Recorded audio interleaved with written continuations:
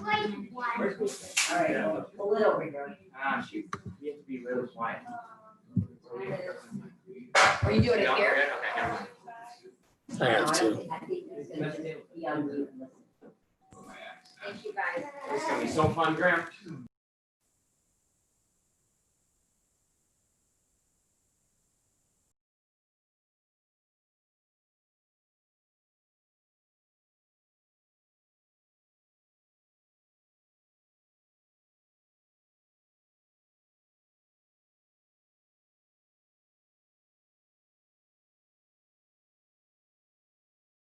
On with computer audio. What do you think? Yeah, yeah. I mean, you know, on the All right. same hand, like, if I was her, I Can you guys hear me? No, I don't. I'm perfectly fine against the wall. You know, Yes, we can hear you. Yes, we can hear. Actually, all we Yes. hear is Terry. Yeah. We are online. I'm going to go ahead and mute our microphone currently. That's a good plan.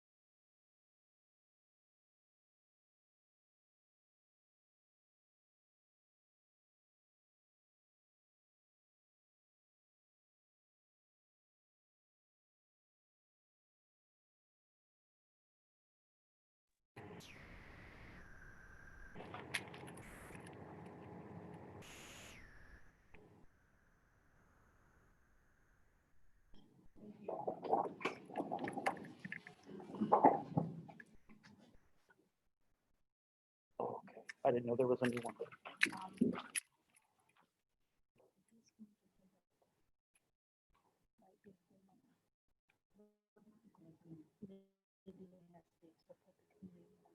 Okay. We just holler when you're ready. Okay, at this time, Karen, can you do a roll call?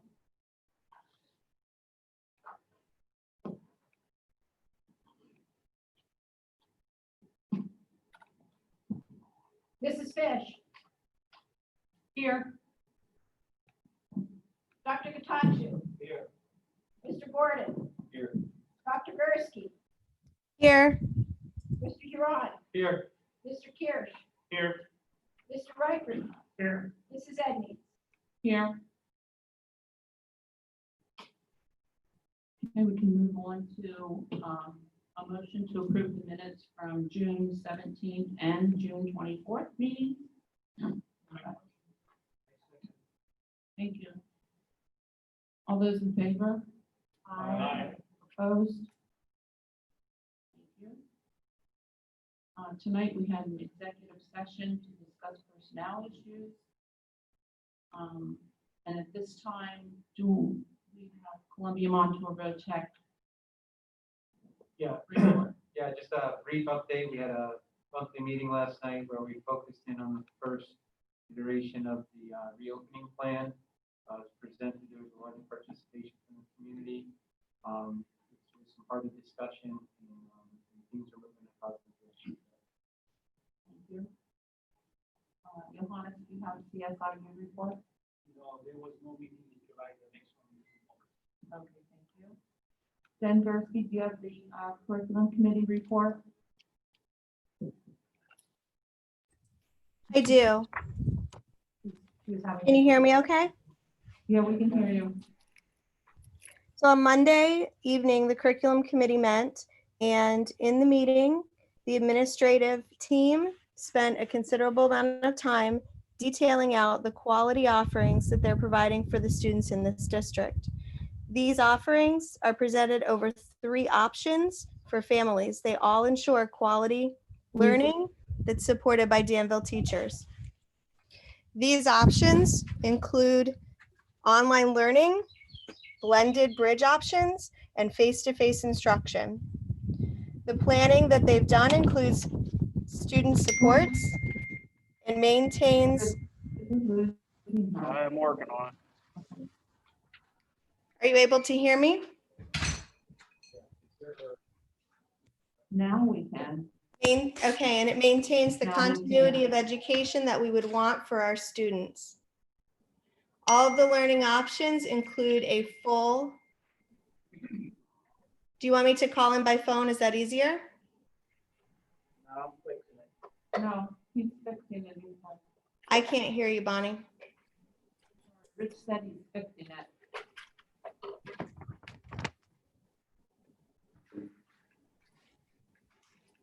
How about we have Cassie go until we get that fixed down, okay? The finance committee.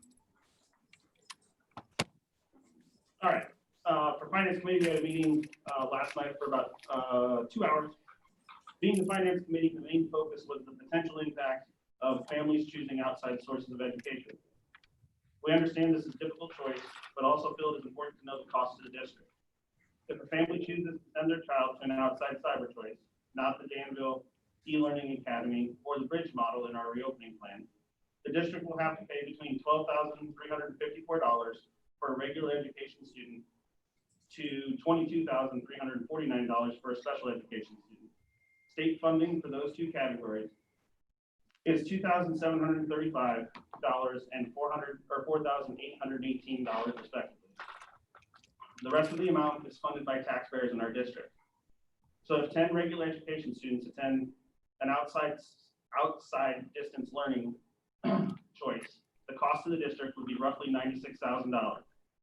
23% of our survey results from last week indicated parents are looking for distance learning opportunities. Dr. Boyle will speak later about an in-house learning academy where students will be instructed by Danville area school district teachers. However, if all 23% choose to leave the district, that would be a $5.3 million cost to the district. We understand all families may not leave and certainly understand the difficulty this decision, but this underscores our concerns. Some options to help make up the cost changes include a potential tax increase or cuts to services and programs. We also talked about Act 93 positions, non-bargaining positions and costs, the soon-to-be completed 2019 tax collection audit, the status of our 2019-2020 fiscal year in audit, and our federal grant application. In closing, as a parent of a 5th and 8th grader, I believe our administrative team has put together a comprehensive plan that will ensure continued academic development for all children in our district, no matter what in-district option parents choose. Thank you, Pat. Good to go, Rick?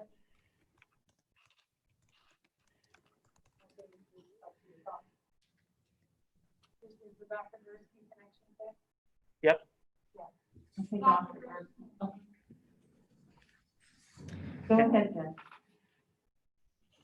Should I try again? Yeah. Okay. So on Monday night, July 20th, the administrative team and the curriculum committee met and reviewed the options that are available for the Danville Area School District students. They've spent a considerable time in developing details to ensure quality learning options that meet the needs for all families, allowing our students to stay within district. Dr. Boyle will be providing detailed information this evening on the 3 available options for families, which include all levels of coursework, including advanced placement courses for students.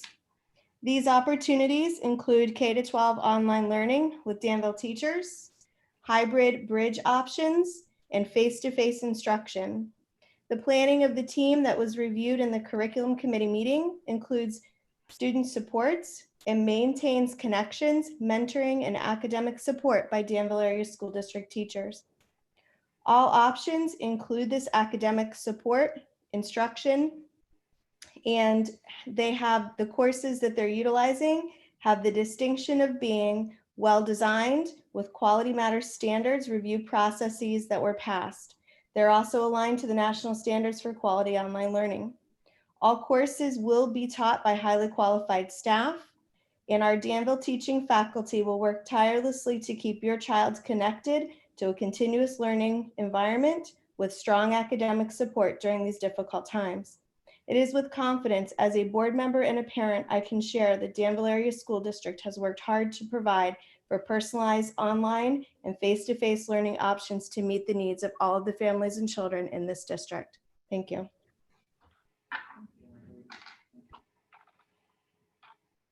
we have superintendent's report. The enrollment report for July.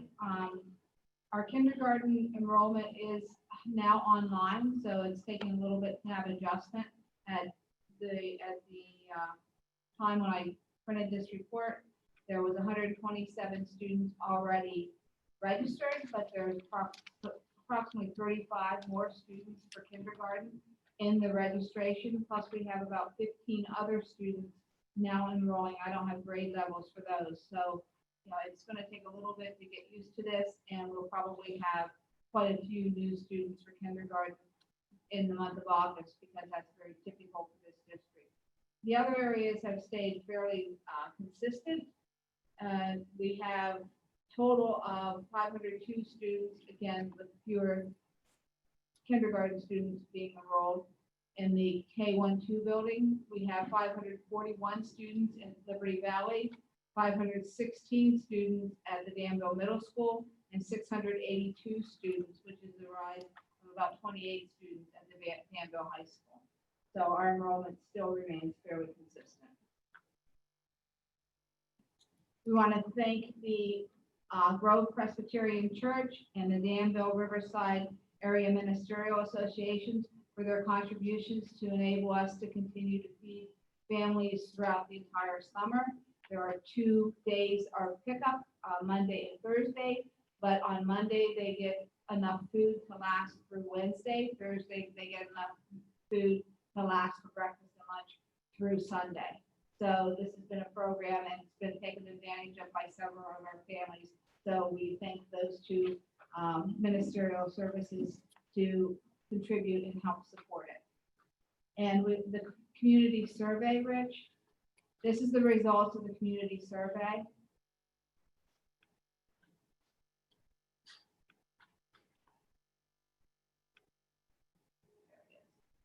Thank you. I might have trouble reading this from here, but my computer's not coming on. All right, the community survey. The community survey results, we had 816 individuals provide information for us, and we looked at several different areas. Ricky, before you get started, I just got a text that on YouTube, they can't hear you very well.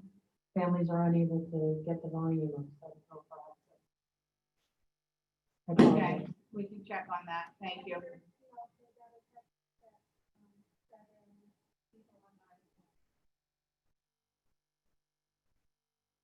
We're all using our mics. We're really trying. I don't know. Yeah. One of the dangers of virtual meetings. Yeah. We'll keep as close to the mics as we can, and hopefully things will improve.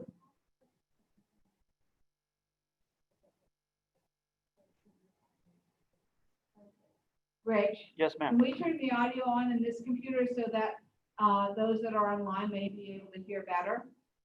Will it conflict? It shouldn't, but the microphone that's in here, I'm wondering if it's just that because the YouTube is a few minutes behind the actual meeting.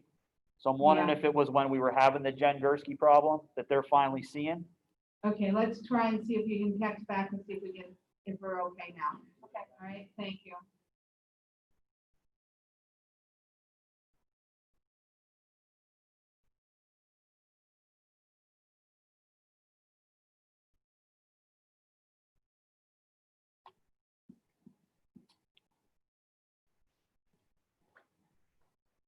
All right, okay, this is where we check to ask them whether or not, I have to be able to see this, having a child in the building, if they were a staff member, a student, those kind of things.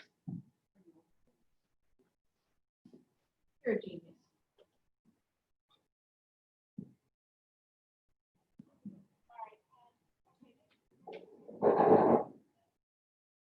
It's the old eye. All right, so we asked them if they had a school-age child for the fall. Did they have preschool-age child? Because we do have Head Start and preschool programs, and parents of that were also asked to participate. I have children who currently attend the schools as of the fall, because some of them could be school-age, but attending an outside school or a non-public school, and that's why the two different questions. I'm an employee of the Danville School District, a student, and that's the one that I'm most encouraged by. We had 117 students that participated in this survey, so I felt that was very good, and many of their comments were very useful. Okay. And these were the buildings that they came back with. As you can see, the high school was most heavily represented with almost 40%. So we asked them if the board decided to open school, would you be willing and comfortable to have your preschool or elementary age school child attend physically in the building? And we had a 55-45 split. 55, almost 56 of the parents for the elementary and preschool said, yeah, it'll be okay for them to attend. The greater concern are the ones that have said no, because we want to make sure they continue to be Danville area school district students, and that we are providing for those families and addressing their concerns. At the middle school, high school level, very similar results.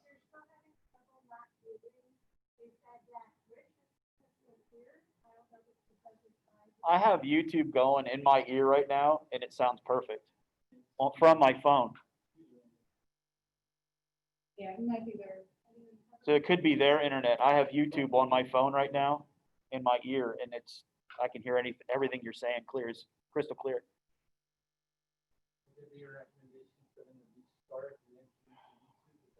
it could be anything. Yeah, it could be their system. Yeah. Sorry about Now that. I hear me talking now.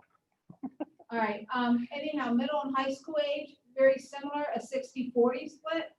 So again, we've got a significant number of parents that are concerned. And some of those would be students, because some of the students did express concern, but not very many. So we have 3 different educational delivery systems that we're looking at. Now, we had done this on the 15th last week and given them systems. I have to tell you that given all the feedback that we've received, one of the things that we have done is revamp and took everything into consideration to try and improve what we're offering to more align with what parents are asking. Oops. Okay, and then the other question had to do with the bus. And we have, When it comes to the options, we're not planning to eliminate 2 and keep 1. All 3 options will be there. their choices. Yeah. So in the 3 options are going to be a service delivery. Every one of the options are going to be an opportunity. They will not, it's not only one option, it's all 3 options. So we're doing, again, trying to accommodate for all concerns in the families. And if the child wants to ride the bus or to and from school, and we had only 42, almost 43% say yes, and 57, almost 58% say no. So that's a concern as well. Traffic and vehicle might be pretty crazy. And then there's the concerns. The greatest concern has to do that would we really be following public health guidance? And we will be. I can assure you that we have several layers of cleaning and certain types of disinfectant materials and safety things with masks, face shields, gloves, all the PPE that we can need. We've been, buying things since April, to be honest with you, expecting things to change in schools.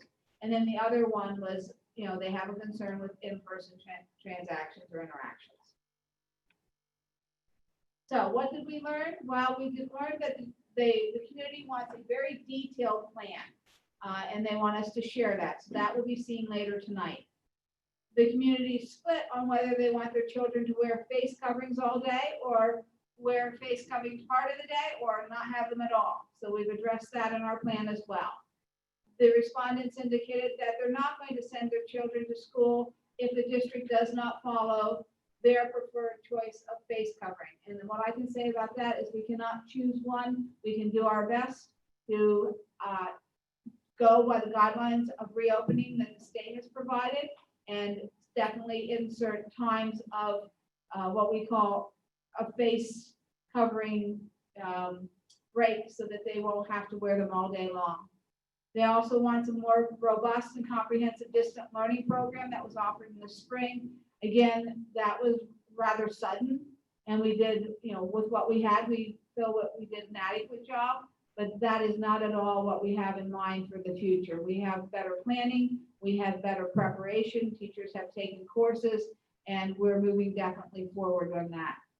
And then again, students and parents shared some concerns about unsafe behaviors and mental health issues with being at home full time. And this was more of my high school students had comments about that they know their friends are doing some, what they would call unsafe behaviors.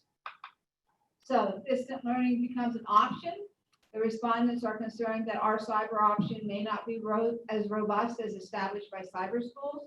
With what we're offering tonight, it will be robust. In fact, it may be more robust and better qualified and better certified than many of the cyber schools we see parents looking towards. Several respondents indicated they wanted the mask rule enforced in school, and then we had the other side of it as well. Everyone has concern about healthy social and emotional well-being and choices. I will say the district has added a 4th intervention specialist. We have guidance counselors 1, 2, and 3, depending on the building. And we have very seriously looking at social emotional learning for teachers and for students. So we are preparing in that area and have been even prior to COVID. So the big thing that I am happy to see and appreciated hearing from all these various people is they are appreciative of our efforts and our work, and they recognize that we've put a lot into this to try and make it as positive as possible. All right, thank you very much.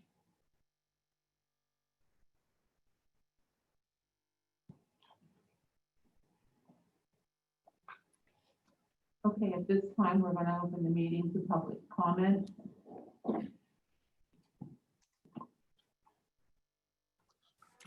Please raise your hand.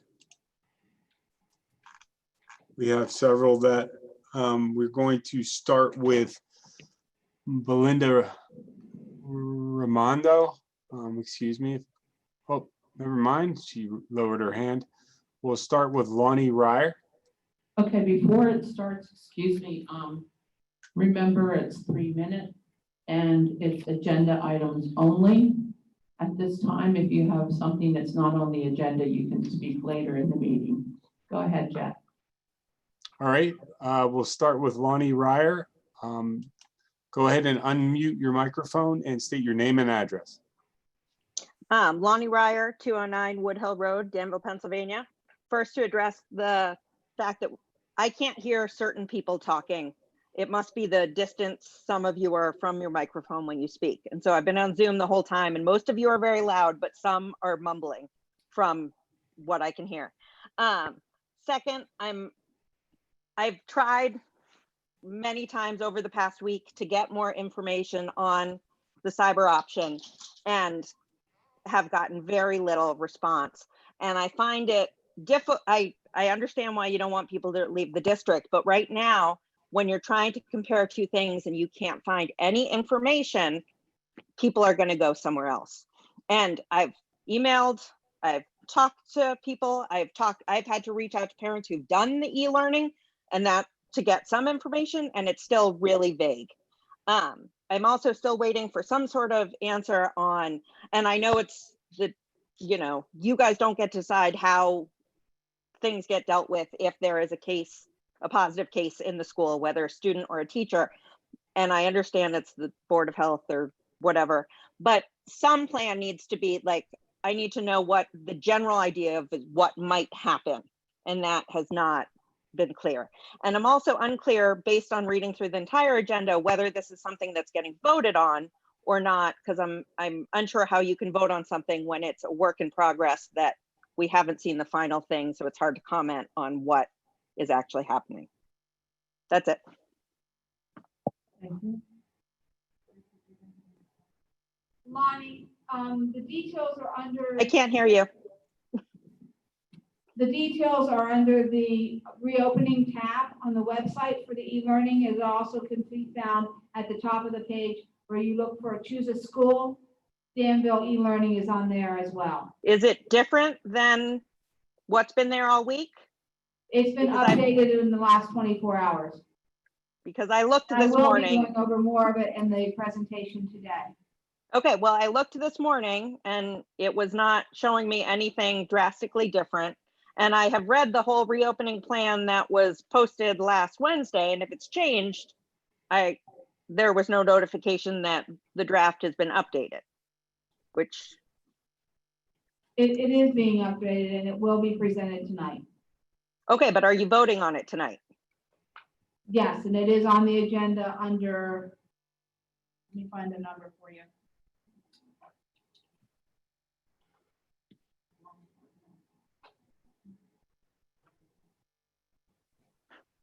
Item number 13.9.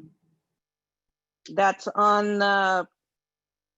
was on the board, whatever docs, Yes, because I could not, it didn't, from everything I read, nothing specifically we're voting on the plan. And how are you voting on a plan that has not been presented in completion? I mean, you posted on Facebook that it's a work in progress. and we are presenting it tonight and we have presented it in board committees. Shouldn't the community get to comment on the final plan before, so they could voice their opinion on that before it's voted on?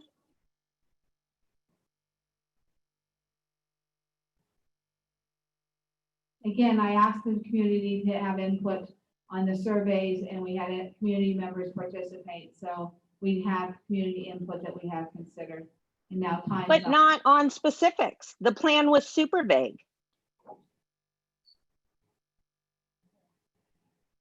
Bonnie, time's up. Okay. You didn't answer any of the rest of my questions.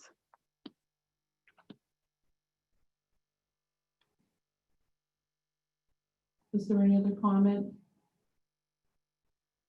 Yes, we have a Grace Showalter. Go ahead, Grace. Hi. Unmute. Do you need me to say my address? Yes, please. Grace Showalter, 179 Valley West Road, Danville. I had asked last week for some information about the health and safety plan regarding what would happen if a student or staff member tested positive. So there was known exposure to students and staff members in the building. I was referred to the online reopening documents where I read about what would happen if someone exhibited symptoms while in a school building, but I didn't see anything in regard to how families would be notified of known exposures, how facilities, whether classrooms or common areas, would be cleaned, if there was a known positive case, whether there would be, any mandatory closure of any facilities, or if that was based on a certain number of cases per 100 or what. I really didn't find anything detailed enough to inform me of any type of anything that would make me feel confident that if there was a known exposure to my child, that I could then make sure that my child was quarantined and did not potentially expose other vulnerable family members.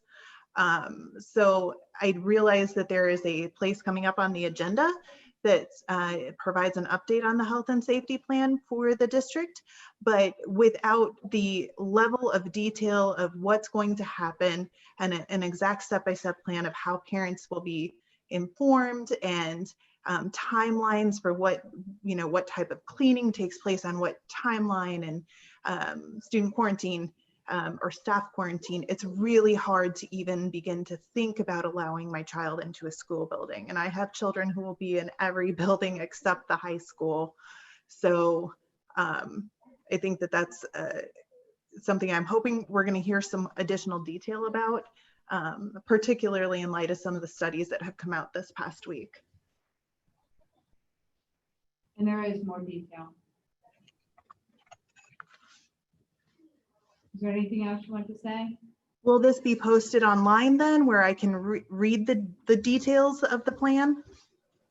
Yeah, the actual PowerPoint presentation will be posted, and the full plan, not just the summary, will be posted.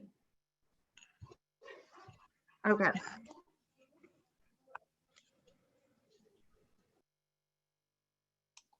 All right, we have another. Glenn Heffelfinger.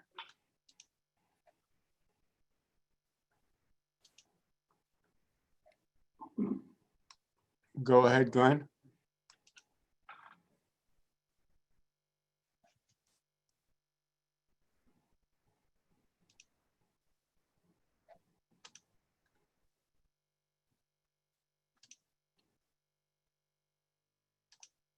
You need to unmute your mic.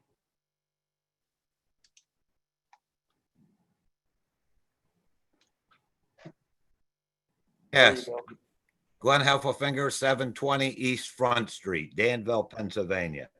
Yeah, I got a question for you. Like you're saying about the mask situation here. Well, under the governor's rules, if I can remember this right, which I watch this constantly, all students must wear a mask 8 hours a day in school was his orders. So that's going to make an expense for me because that means I have to buy masks. I don't think you're going to provide them, are you?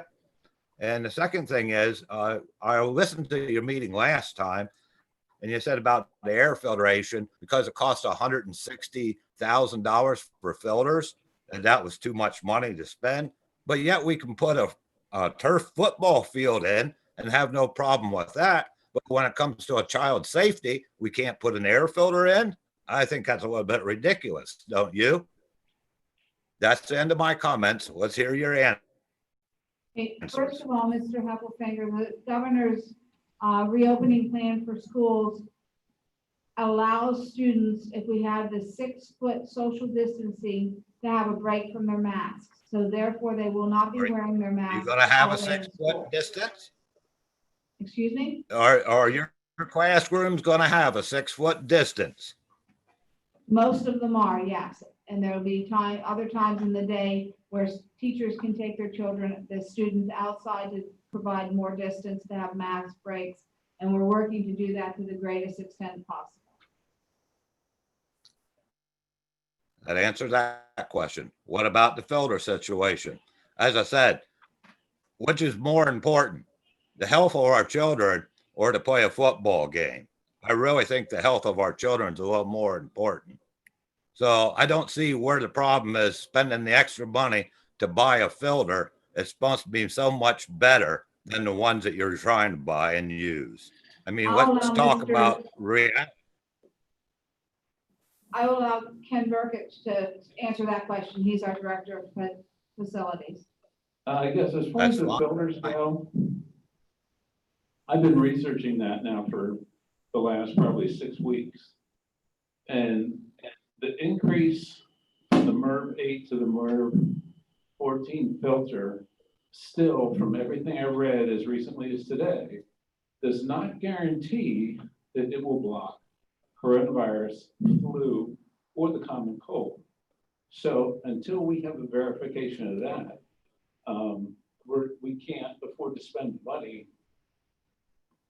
Can't afford to spend the money unless that, I guess what I'm trying to say is that money right now is being utilized in other areas with spray disinfectants, deep cleaning processes during the evening, things that we know are going to provide a definite value.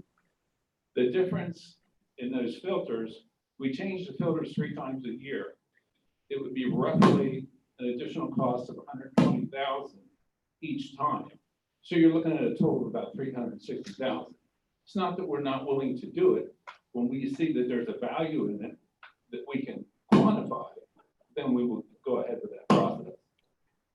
Well, as I said, as a taxpayer, which I do pay taxes in this borough, and I pay quite a few, you know, I'm a little concerned with my child going there, and, you know, we don't want to spend the extra money for a filter. You know, I'm sure there's filters out there. It's already been approved that they would do some of this. You know, what is the extra money for the health of our children? You know, that's the way I look at it. Mr. Heffelfinger, it is not that we are not changing filters. We are changing filters. But you're changing them for a cheap filter. We're changing them with the quality of filter that will do the job that needs to be done for our buildings. Time up? I'm sorry, time's up. Yeah, well, I figured.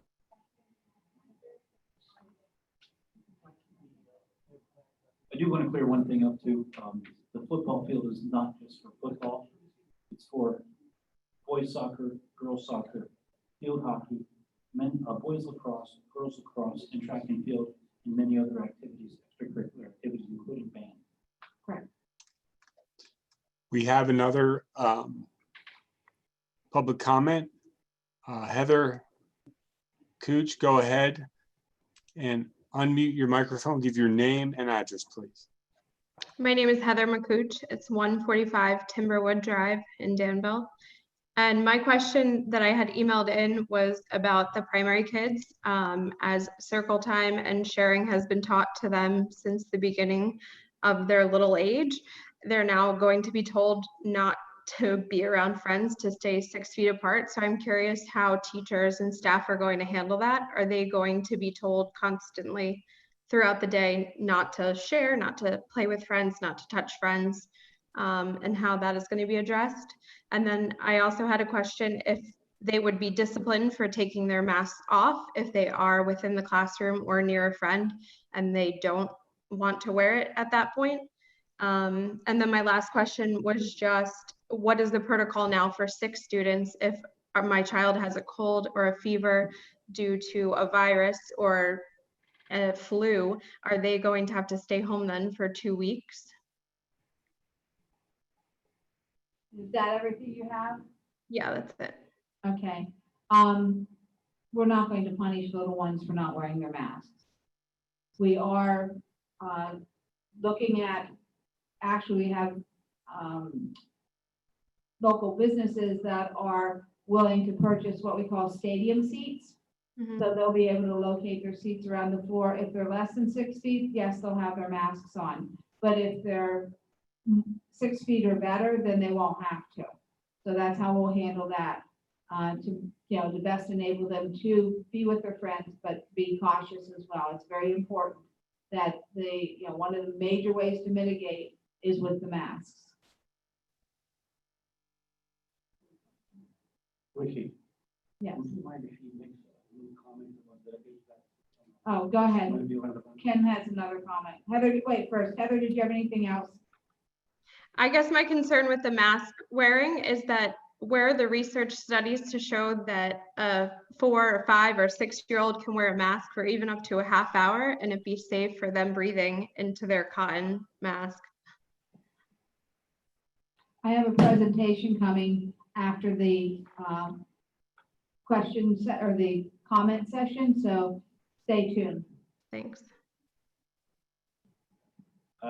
Yes, I was just asked to clarify a comment on the last question.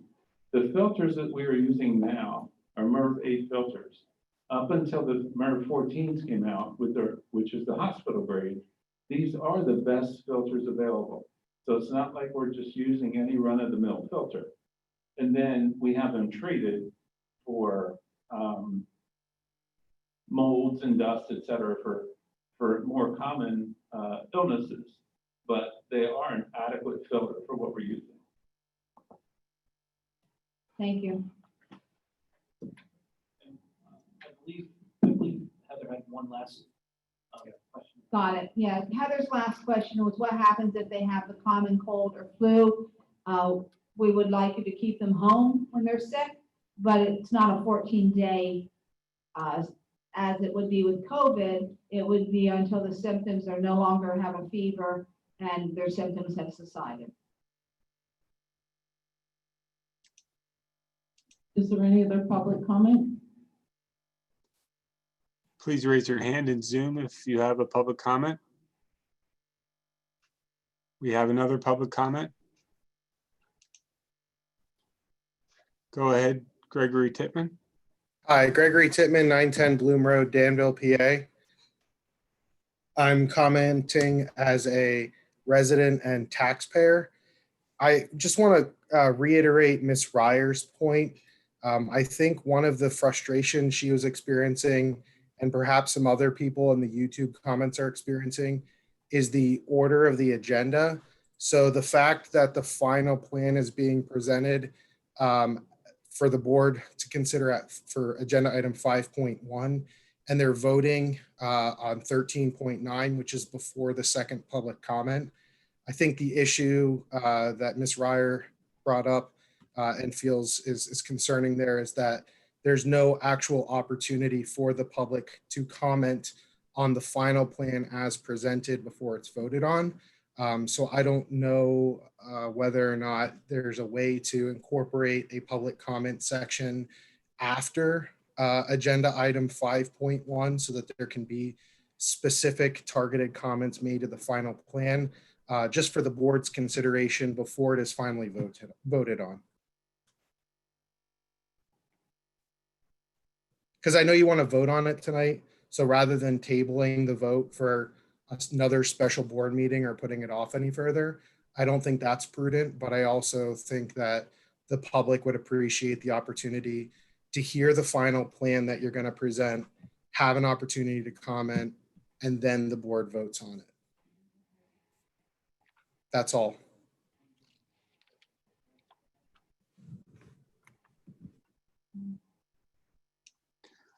We have Lonnie Ryer wants to speak again. No, I'm sorry, she had her 3 minutes. All right, we have an Anthony Petrick. Go ahead and unmute. Yep, I'm unmuted. Can you hear me okay? Yes. I'll just support what Greg just said. It's very difficult, I think, for anyone to believe that we had a meeting, a week ago, and we didn't have a plan, and we have a plan now for online learning a week later, and without any comment, it's going to be voted on. I don't think that's going to endear you guys to the public very well. I think it's really important. You know, you're talking about something that can cost the district $5 million. I can't think of anything more important. So the idea that this would be presented for the first time to us tonight and then all of a sudden be voted on and go into effect, I don't think is going to go very far to giving our parents a lot of confidence in it. So just that's all I got for now. Dr. Royal, can I ask a question? Certainly. To the point of what they're saying, isn't this a refined plan from what we heard last week? Yes, it is. And it took into consideration the community comments and what was sent also to the reopening email address. We took all those things into consideration and try and improve the plan to satisfy.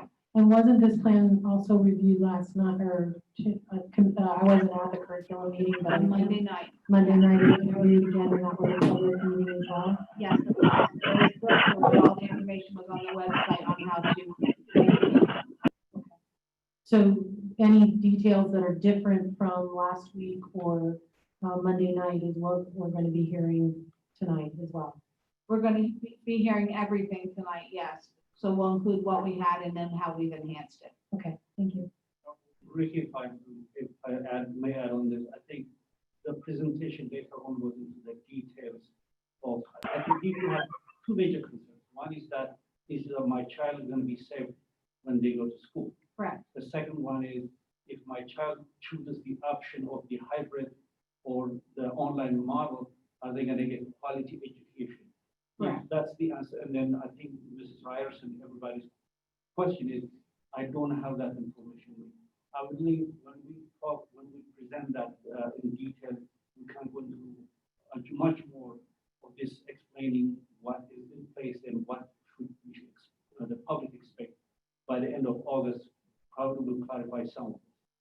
Yes, we will. But one of the requests is that they want to be able to make some comments then as well. Yes. So if somebody would so move from the board to open it up for 3-minute comments, but that will be no question sessions, purely comments. Then we can do that with the board vote. Anthony, are you finished? No, because I didn't take a lot of time, but there was a response that there was a meeting Monday night, and that's not a meeting that I was informed about and that most of us probably participated in. And any reference to there being a comprehensive plan at the last meeting, it simply is not accurate. There was not a comprehensive plan at the last meeting, and what we want to know as we struggle with whether or not we want to send our kids to Danville or to a more established online learning program is detail. So again, you're talking about, you started this meeting off by saying you're at risk for a $5 million hit to the budget because almost a quarter of the people on the survey indicated they don't have confidence in Danville's online learning program. I'm going to tell you something. Whatever you do, however confident you are in this plan, if you decide you're going to vote on it and put it into effect tonight without public comment, you are going to struggle based on the numbers you gave us with several $1 million hit to your budget. You are not going to engender the confidence of this community in the next 2 hours. It's not going to happen. It's just not realistic. So, proceed however you like. You've already heard it. Mr. Petrick, can I speak to that just a little bit? I was the one that spoke on behalf of the Finance Committee. They didn't say they don't have confidence in our online option.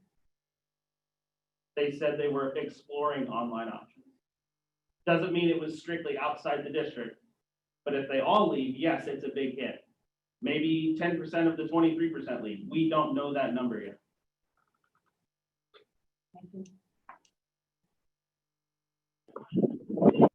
Any other public comment? Yes, we have another public comment. Sigrid Vegas. Go ahead and unmute your microphone, state your name and address, please. Hello, good afternoon. I live in 126 Kreiner Street in Danville. Hello, can you hear me? Yes, I can hear you. Yes, hello. Thank you so much for let me talk here, my opinion. I live here in a neighborhood where is a lot of children in Beaver Place, and then from the very beginning we were keeping distance from each neighbors, wearing masks, but little by little we stopped using the mask outside, so the kids interact each other, all children. We never got nobody with the virus. Nobody reported. Everyone was playing around. The neighbors, the adults, we have elderly people around here. Nobody show any kind of symptoms or sickness. Nobody die in our neighborhood, so they're okay. I frequent the Sunnybrook swimming pool. Nobody wears mask. Everybody is playing with each other, and they look very happy, healthy children. So I think I know it's the order to wear mask when you go to shopping in the groceries. I do. Personally, I do go because any case to prevent.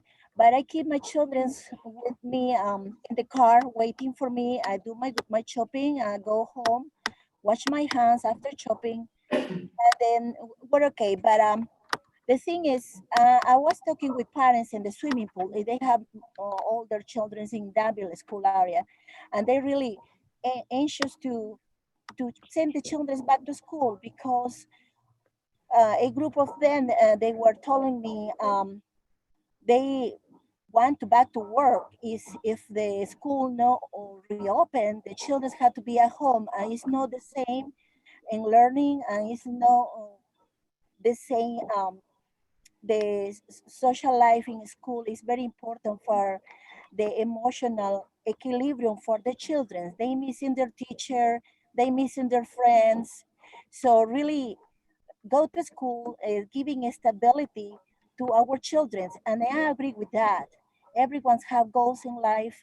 We had to back to normal little by little and go to school using the school buses and receiving the classes from the teacher because for everyone, so we're talking everyone's neighborhood in the swimming pool, everyone's is interesting and worry about the education, and it's not the same online. And then I was helping my children online, and really it's not the same. Sometimes they feel in frustration, and they really want to talk with their teachers. And then this is where I want you know, everyone's around here want to send the children back to school. Don't worry about masks because the children have very strongest antibodies in their organism. So I'm not worried about they're gonna get sick. And then I think it's a part of our responsibility. If we know, we are conscious our children have any kind of symptoms of sickness, which we shouldn't send them to school. You have 30 seconds. So, all right. So I am agreeing with all the parents that we were talking. We want to send the children back to school. We know how to send them with masks because it's difficult to breathe, and then it will be difficult to communicate with other children and with the teacher. So thank you. Thank you.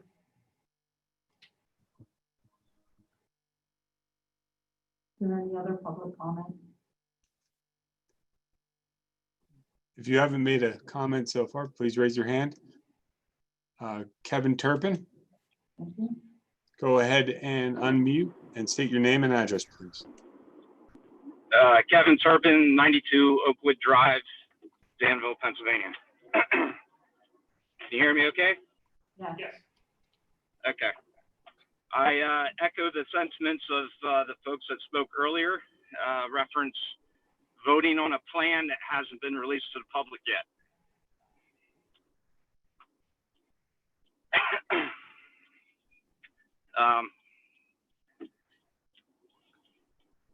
Quite frankly, as a taxpayer, I'm not going to be happy if a whole bunch of people are leaving because they're going to an established establishment that has set up, that basically does it for a profession.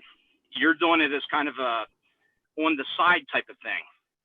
So people are not going to have confidence.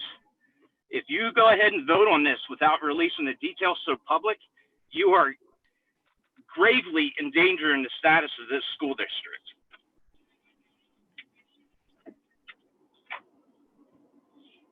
That's pretty much all I got. Thanks. Thank you. Any other public comment?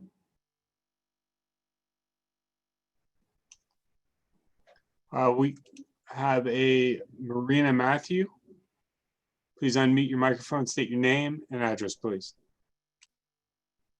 Hi, my name is Marina Matthew. I live at 14 Fairfield Lane in Danville. Are you able to hear me? Yeah. Okay, so my question was in regards to the comment that was made earlier about, you know, students that may have symptoms of a cold or the flu, you know, if it's just, you know, the regular flu or the common cold, are you requiring these students to get COVID tested? Because how will we know the difference? If a student has, say, a runny nose or a cough, it goes away after a couple days and they come back to school. I mean, the symptoms are atypical. Not everyone has the same symptoms for COVID. So to confirm that this is actually not COVID, are you requiring that these students or teachers or staff get COVID tested to prove that they are negative and that this was some other virus? Do you have anything else you want to ask before I go on, because there's a 3-minute limit? No. Okay, thank you. Well, what we do is we do symptom screening, and the symptoms have to do with a fever of 100.4 or higher, a cough, a shortness of breath, or difficulty breathing. That would be group A, and one of those symptoms we would then call the parents, ask them to go to their primary care physician or call the Geisinger hotline for COVID, just for, you know, to go back to the medical, you know, we're not making medical decisions and we can't do that. We're not qualified. This second group is group B, and there would be 2 or more of those symptoms: sore throat, runny nose, congestion, chills, lack of smell or taste, muscle pain, nausea, vomiting, headache, and diarrhea. So those are the directions that we have received from the Public Health Department in Pennsylvania.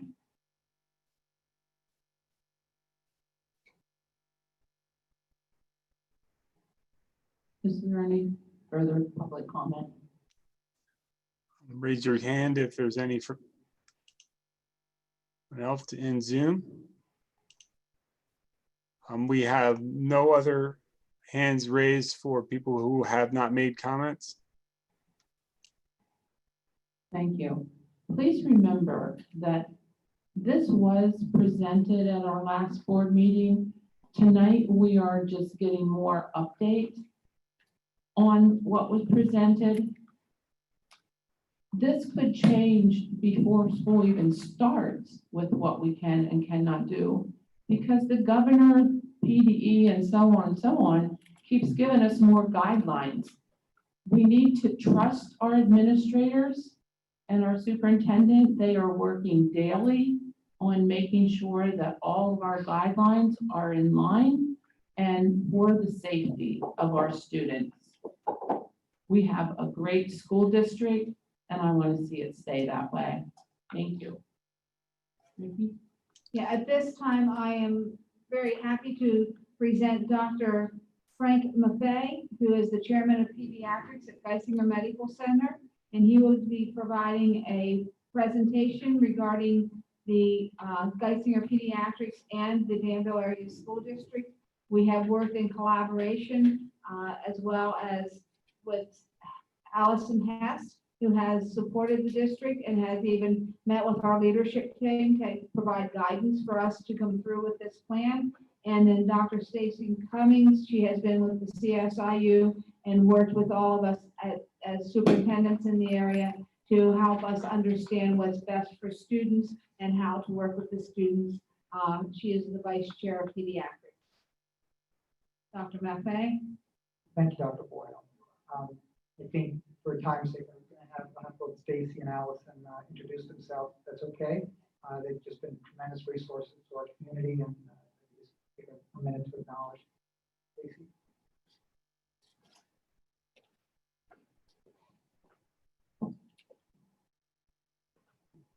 So I'm Dr. Stacy Cummings. I'm a parent of two students here in this district, one at the primary school and one at Liberty Valley. I'm clinically a pediatrician at Woodbine and then the vice chair of outpatient peds. So some of the questions around how will clear kids to return to school, I can definitely answer after Dr. Maffei.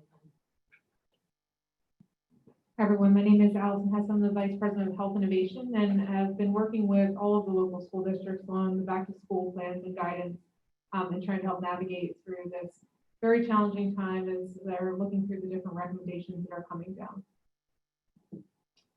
Thank you so much to my colleagues who've joined me.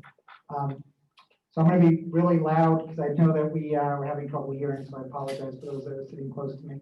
Dr. Boyle, with your permission, I can perhaps just touch on some of the very thoughtful questions and just perhaps add some further insight. I thought the questions were very, very insightful, and I thought that ultimately we can help answer a lot of those questions. I'll take the filter questions because it's the same question that we've had at Geisinger in several areas.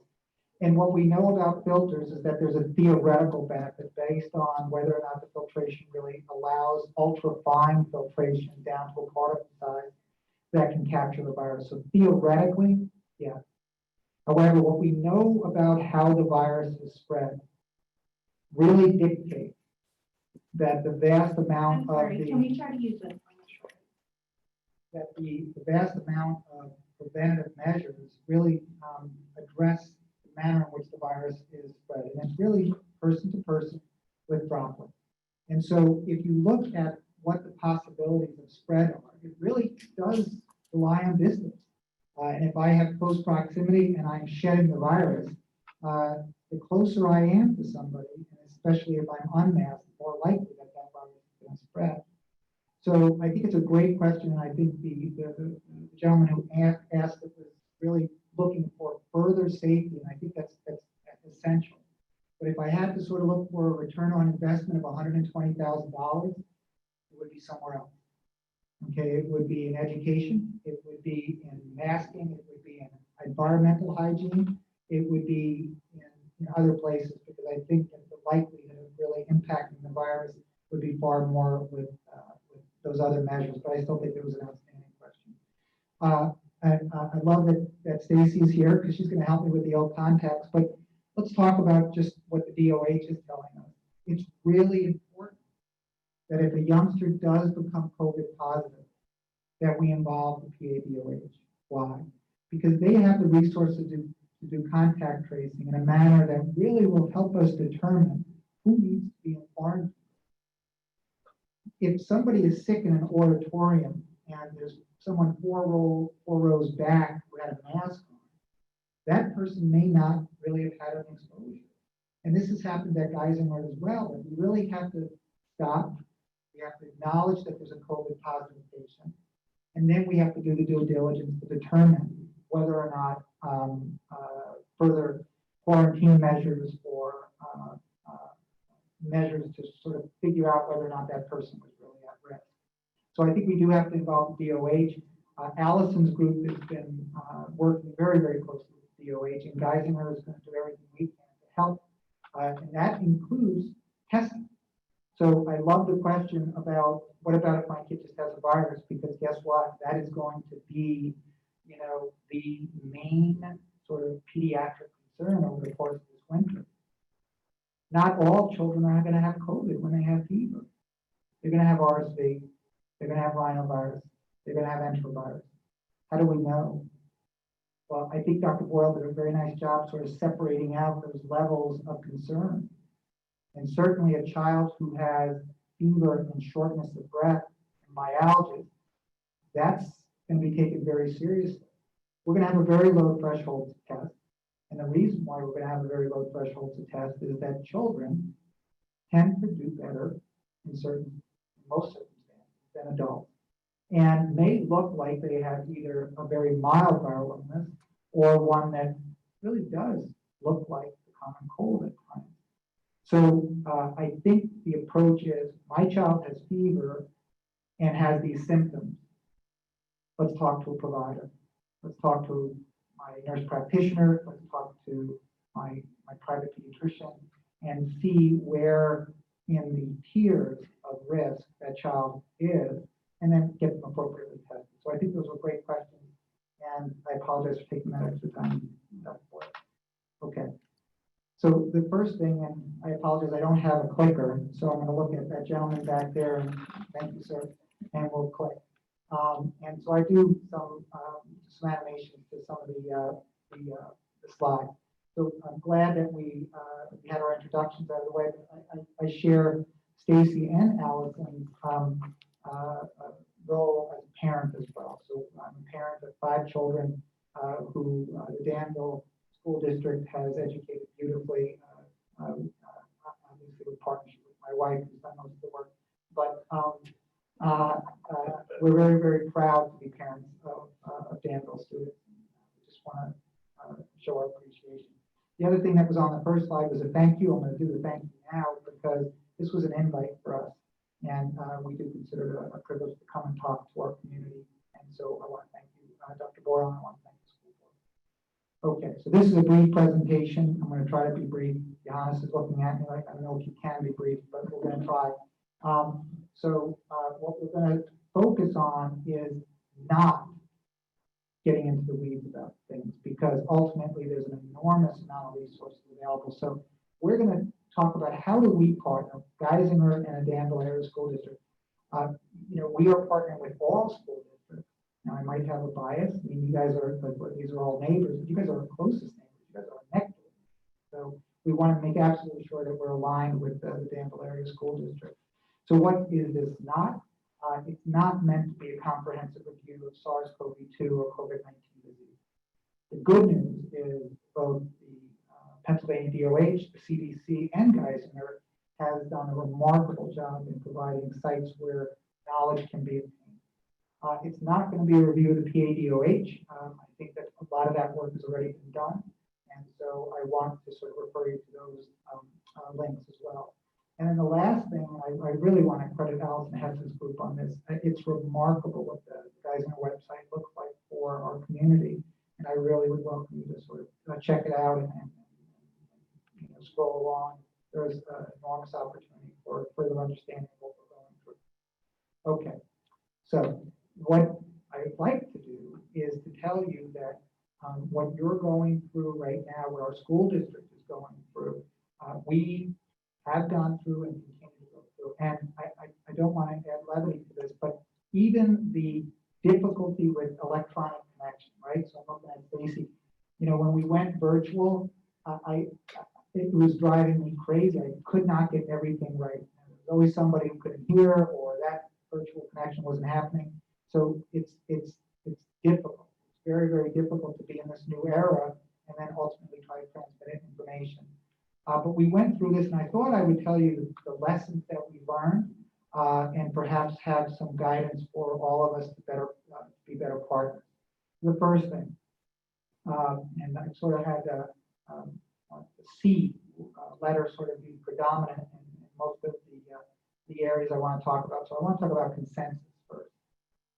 So this is consensus building, what you're doing right now, and it is difficult. It's not easy. It really does take us to sort of a place where sometimes we'd rather not be, because we really have to take the time and listen. And the good news is a lot of really smart people have done a lot of hard work. And it's the PADOH, and it's also the Pennsylvania Department of Education. So this is a combined effort that came up with the health and safety plan. They are fairly extensive. They are at times onerous. But I do believe they're what we have currently, I would call the best practice, as best we have. And if you see the italics there, current, I'm going to get to that and why I put that in italics in a little bit. You also have those resources that Allison Hess's group has provided. But the other thing I wanted to sort of bring up, and I've already seen it in a very positive way, is that this school board, our community, has to appreciate that we have diverse expertise. And in order for us to sort of get a balanced approach, we have to hear the expertise of the combined shareholders to really come up with a consensus that we're all going to get behind. So a couple of quotes that I've been thinking about. I had a nice conversation with Dr. Johannes in the hallway today, and Chris Huron, and I thought about things that we were saying. And two things sort of resonated with me that I wanted the board to hear. And I might have said them off the cuff, but I meant them. Physician and healthcare providers, no hospitals and clinics. Educators, no schools. This is your house. When you invite one of us into your house, you have to be very careful to try to understand the dynamics of this household, of this system. I had a 5-minute conversation with Dr. Boyle, and within 5 minutes, I had already realized that I did not know the impact of some of the things that were happening, especially when it relates to online learning and what that does fiscally to our budget and to our school system. So again, just hearing from our educators is essential. Last and folded, our parents are the greatest resource, period. Not only the greatest resource, but they have the most at stake. We have to listen to our parents, and we have to sort of invite them into the dialogue, and I think the school board does this in a very, very genuine, authentic manner. I just think about an old thing we used to do in the pediatric ICU. I grew up as a pediatric intensivist. We never invited parents on rounds. That's why I was trained. We didn't do it.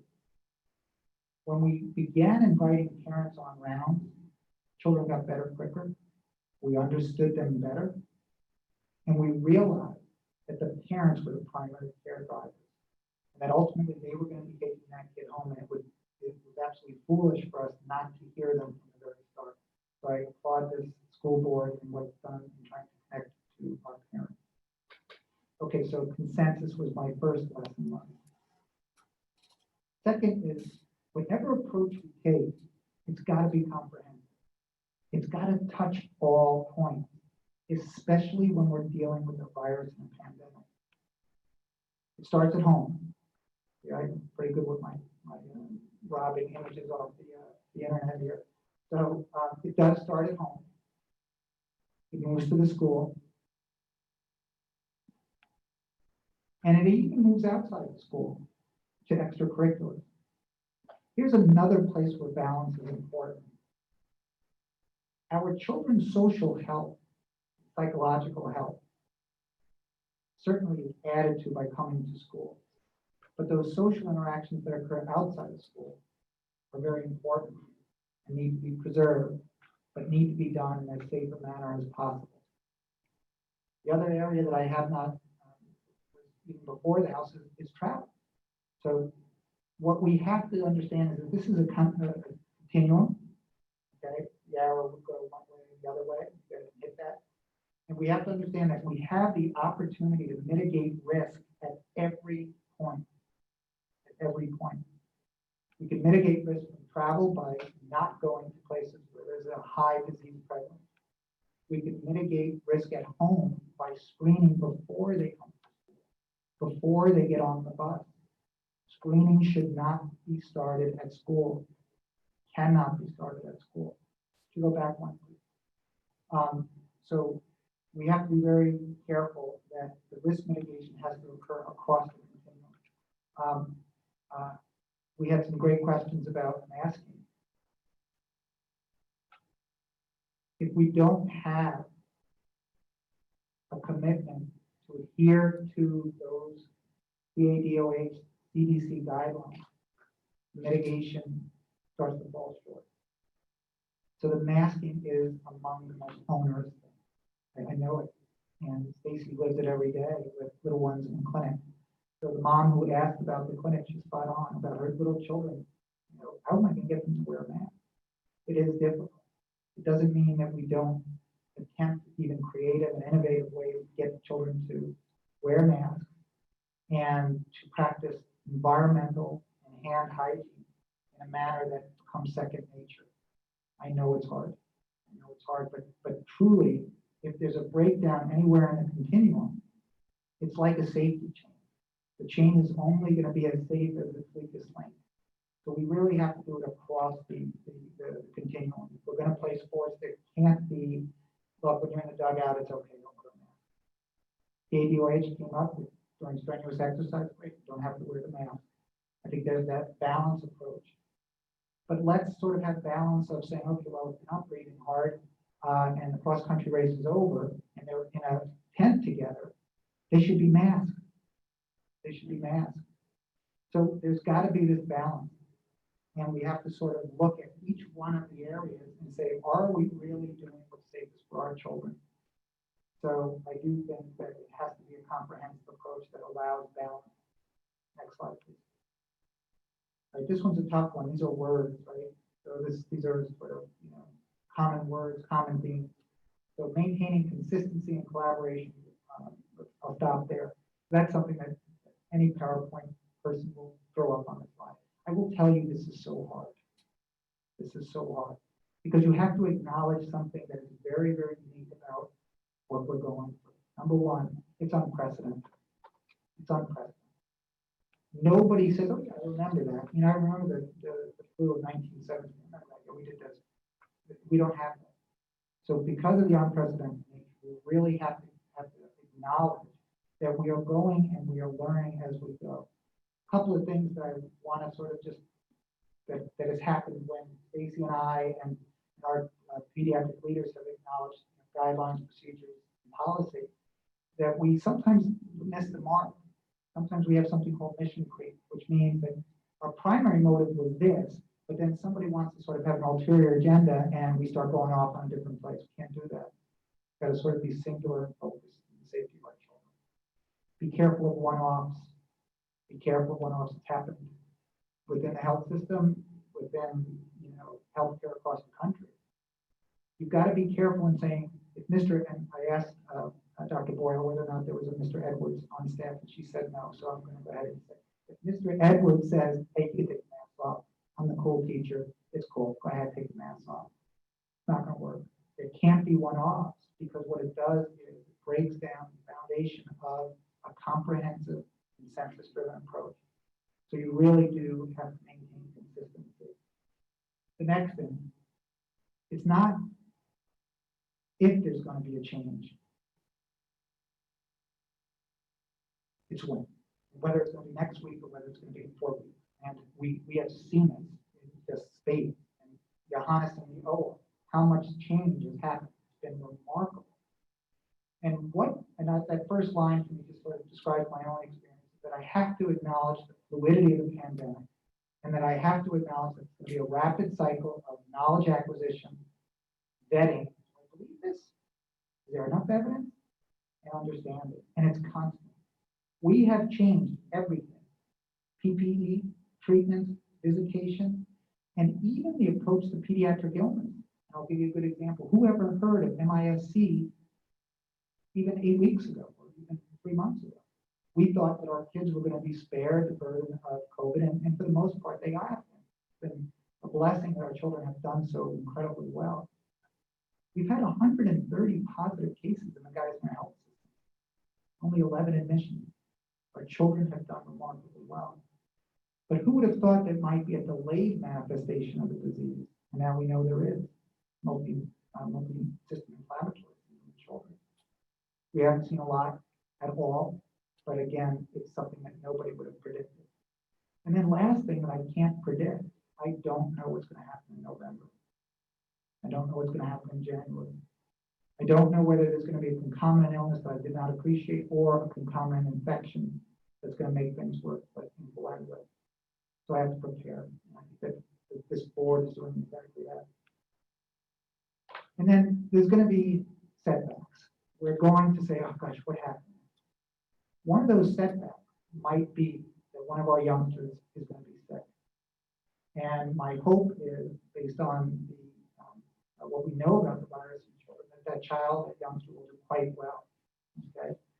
But what I worry about is that unless we have consensus, unless we have agreement about a comprehensive approach, it's consistent, that when it happens, if there's already been a breakdown, it's not going to be, okay, how do we pull together and figure this out for this child, for our school district, but it'll be finger pointing. So we've got to be real careful.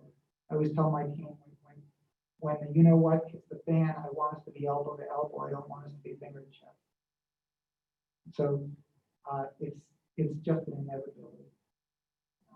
My hope is that the virus will peter out, but again, we thought that the heat and the summer and the outdoors would do it, and now we're seeing such incredible resurgence in some areas that really give us pause. So that's number 3. And the last one, and I think I'm done after this slide, the communication. So Stacy will tell you that we went from department meetings that were once a month at 7 o'clock to department meetings that were every week, and then position leadership meetings that were 3 times a week, and then there was executive leadership meetings that were once a day at one point. It was overwhelming. I'll tell you what I learned is that the over communication at times can be a little annoying and maybe redundant, but the under communication can be disastrous, and that we have to avoid that. And I think these forums keep that from happening. When you do have conflict, and we've had conflict, about masking, about PPE, be about treatment. I always say, look, find your common ground, revisit it first before addressing the conflict, because I know this board wants the same thing. I know the public, our parents want the same thing, to keep our children as safe as possible during this miserable pandemic. And then, one thing that I think I always say, we learned pretty much everything we needed to know in kindergarten, right? So kindness, respect, truthfulness, objectivity will rule the day when it comes to conflict. I think that's all I have. I have one more thing here. One more hit. Go Iron Man, go Iron Man.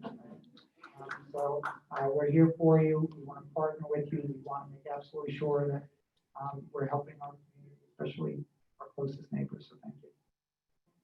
Thank you very much.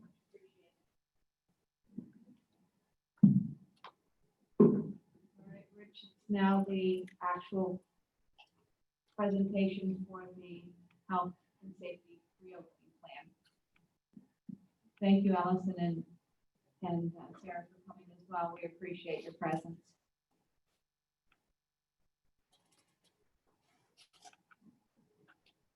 Bye-bye.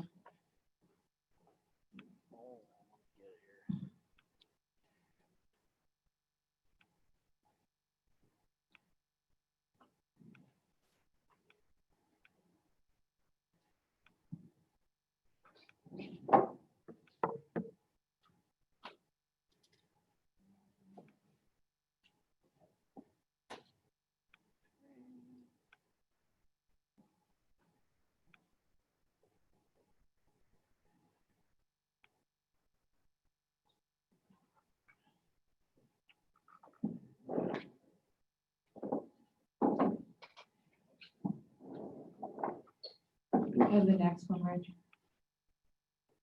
This is just a statement that we consider extremely important and we want people to know. So I begin and I end our presentation with this statement.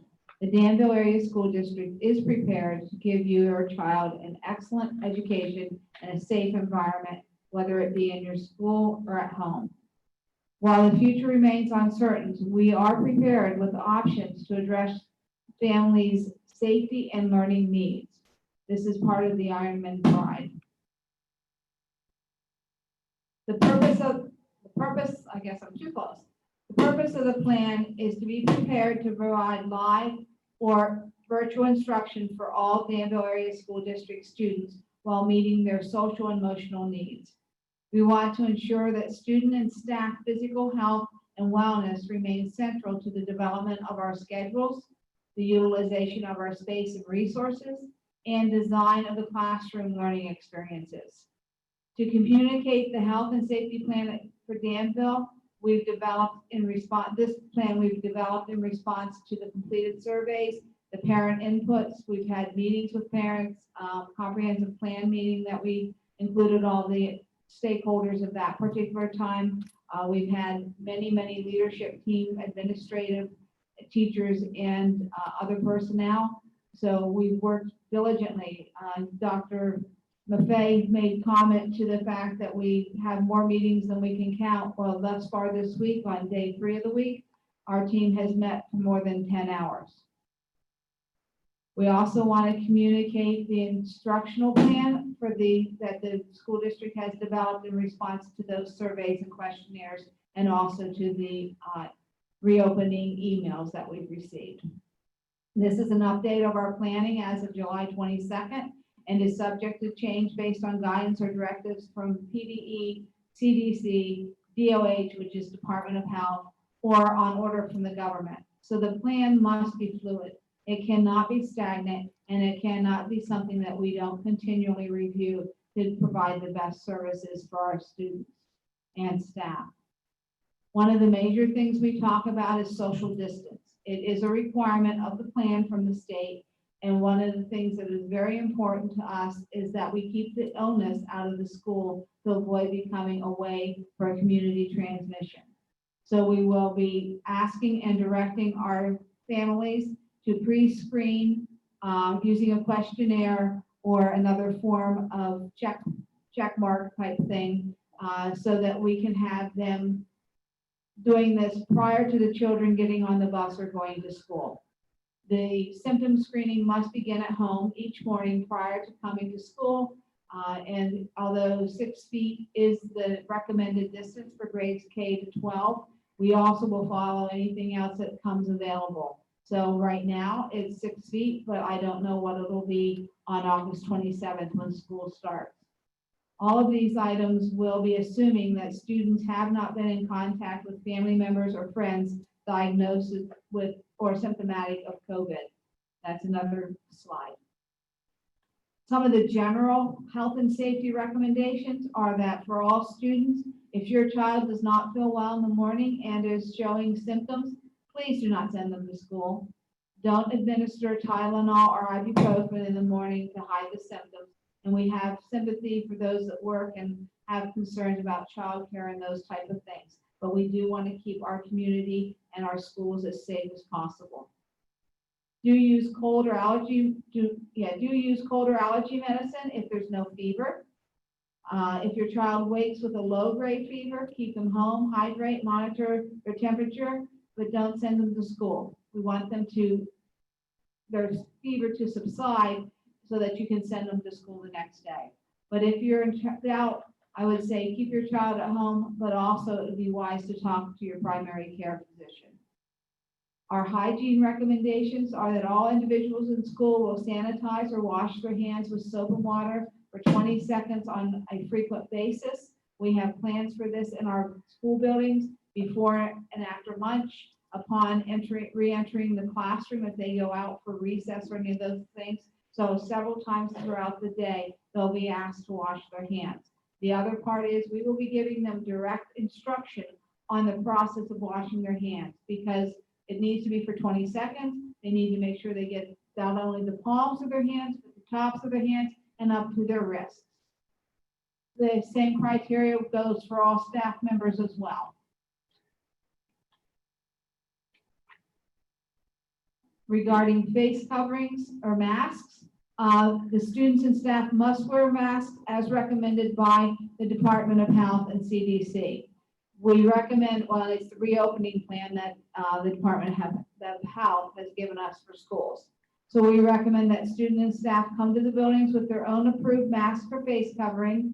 However, we will have an additional supply of masks to be available, and all the school nurses will have them. We'll have some in the office in case someone needs to come up or pick up their child and have forgotten the mask, that kind of thing. We will ensure that all staff are provided the necessary personal protective equipment to work with the students in close proximity. including but not limited to the masks, gloves as needed, depending on the classroom, hand sanitizer. We also have face shields that we've purchased, and we also have an area where we have dividers that are clear, plexi in between, so the teachers could put them on the desk and work with the child, still being able to see one another, but being able to be closer than the 6 feet. Again, we would have them wearing masks at that time as well. There is clear guidance and training that will be provided. Geisinger's toolkit has it. CDC has stuff for us. And he talks about all these various resources that are out there.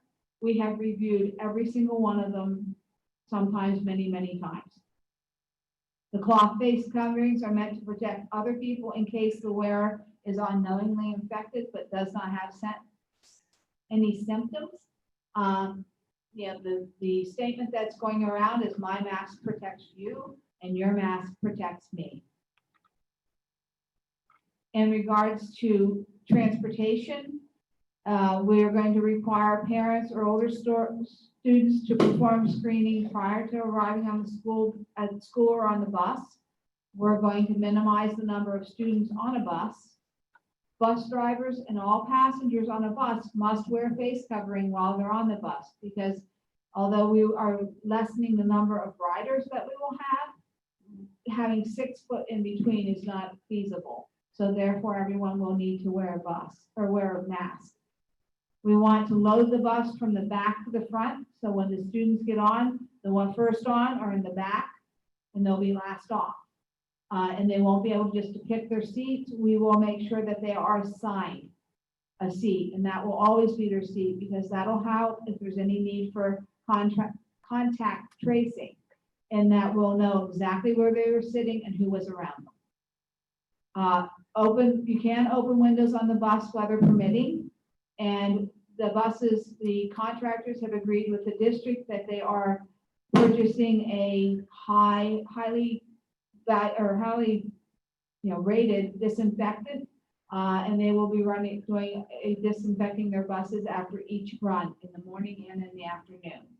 And we have made some adjustments in the middle school area, there is a walk area, what we call the walk zone.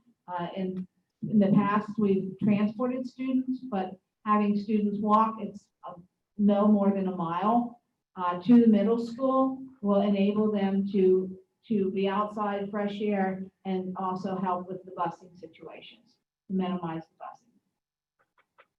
Another area that the health and safety plan involves is training and expectations. I have a long list of trainings that need to be done prior to the first day of school with our staff, and we will be working on this. As of this week, we've started creating the trainings. The nurses will be used to teach staff and students hand washing and the use of sanitizer. The procedures and hygiene lessons will be developed and implemented and posted. And much of this is already developed by CDC, Geisinger, and the other areas. So we will be able to tap into those resources and not recreate the wheel.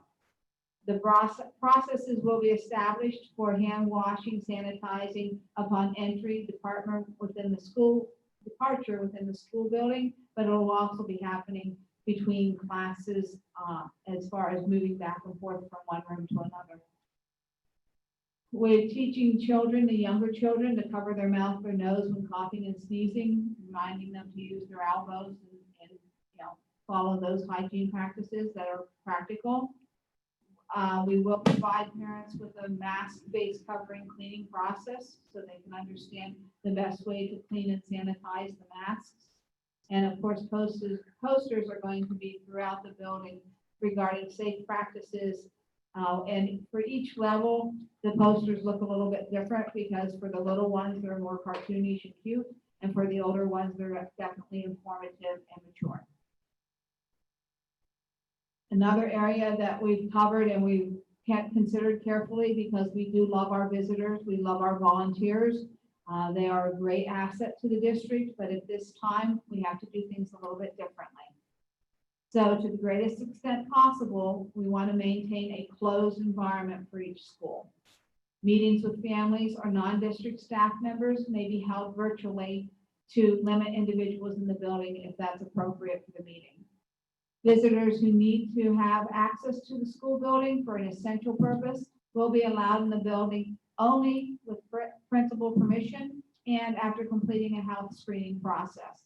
And they will be confined to a specific area, probably off or very close to the office area as necessary, and only what they need to do for their essential purpose. We won't have any volunteers in the building until further notice, which is unfortunate. Classrooms, our classrooms will be using all these strategies for a safe and socially distanced classroom. We're moving the desks apart. We're having the desks all face in the same direction. We have actually replaced science tables with desks so that students aren't as close in the classrooms. We've assigned seating for contact tracing purposes. We're going to use a large alternative classroom space, such as the gym, the auditorium, the libraries, so we can move the distancing as highly capable as possible. We're making every effort. Now, understand, cleaning will be happening on a regular basis. Thorough cleaning will be happening every evening. We have the touch point. Teachers will have cleaning supplies and wipes to use in the classroom. So all those things are being considered and dealt with and prepared for so that our rooms are as clean and safe as possible. Some other instances regarding social distancing is using spaces at partial capacity. So of course, like the cafeteria, we will not have a full amount of students. We will have them assigned and spaced appropriately so that they can eat comfortably without their masks. In our hallways, we're going to limit it and only have students transferring classes as necessary. So like at Liberty Valley, where we have an English teacher, a math teacher, a social studies, or an ELA of reading teachers, we have 4 different teachers for each grade level or for each grade class. And what they will do is instead of the students transferring from their ELA to their math class, the teachers are going to switch so that the students remain where they are as much as we possibly can. We're defining our traffic flows. We have arrows and decals that'll be on the floors and walls to make sure that the patterns, minimal contact from one direction to another. Most cases, the students will be flowing all in the same direction, one-way hallways. And then we're also staggering our bell schedules so that not everybody is dismissed at the same time in some cases. And the bathrooms, we're going to keep as limited as we possibly can. Educationally, that is a good concern, and I've heard questions regarding that. Are we always going to be as good as Danville has been? It is our priority to keep students safe and to educate them with the robust curriculum and rigor that Danville is known for. So some of these things are here and they're repetitious, but we are doing such things as every student is going to have a plastic box with their own supplies in. So they won't be sharing supplies like they have in the past in little cubbies in the center of 4 students. We're going to utilize the teacher and support staff to make sure that we're reducing the group size so we can have aides with students if they're doing review or just working on their work so that we can move them to the side and there won't be as many students in the room. We're going to continue to monitor all safety protocols. We are again providing explicit training and instruction on all the health and safety demands that are going to be asked of these students. And I just want to add, we just went through a week of summer school for the Head Start students, and there was expressed concern about the young ones wearing masks. Those little students are wearing their masks. They have adjusted, and we find that young students can adjust well, and that we have had no issues. When the child needs a mask break, they notify their teacher and they're given an area where they can go for their mask break. So it's worked out well for the past few weeks at Head Start, and we believe that we can make it work as well in the other buildings. Some of the other things have already been mentioned. But we just want to make sure that our grouping of students are stagnant so we can contact trace if necessary. The other thing is the district has invested in the Chromebooks for every single student to have their own Chromebook. We will no longer have carts that are shared among classrooms so that they are assigned, each one has a device.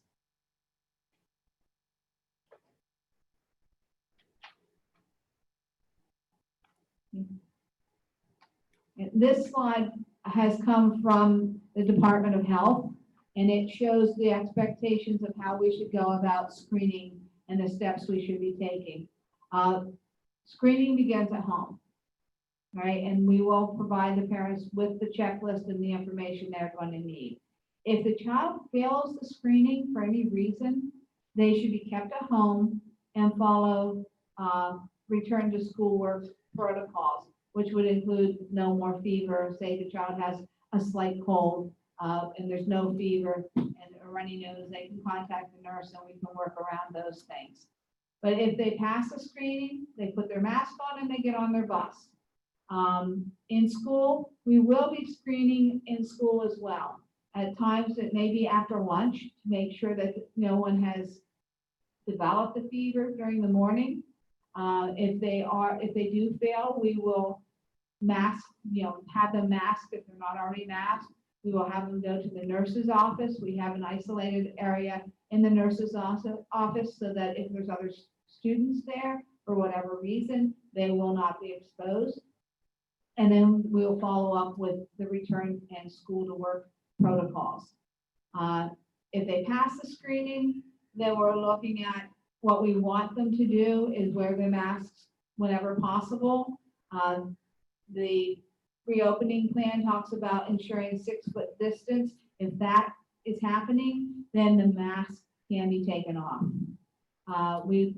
Frequent hygiene practices, and disinfection of touch points and shared equipment, such as computers, but in our case, that won't be necessary because each student will have their own computer.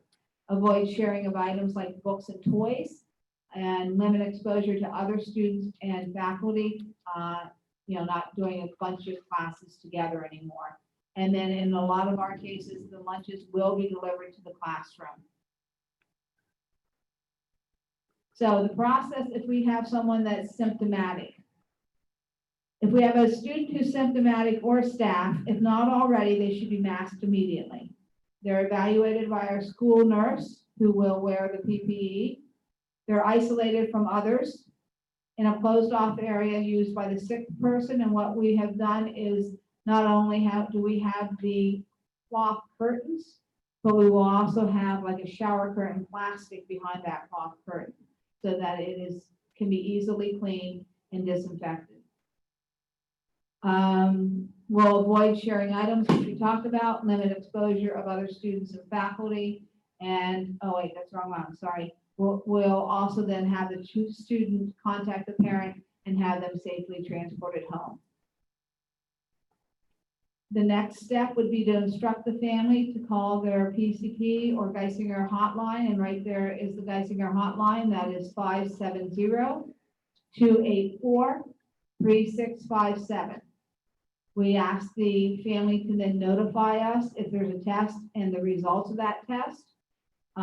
If there is a test, the Department of Health is notified as well, and they will then also inform us if it's positive and work with the school district in order to help us do contact tracing and also help us notify parents and give send letters home, those kind of things. If it's negative, well, the student then comes back to school if he doesn't have any more symptom problems.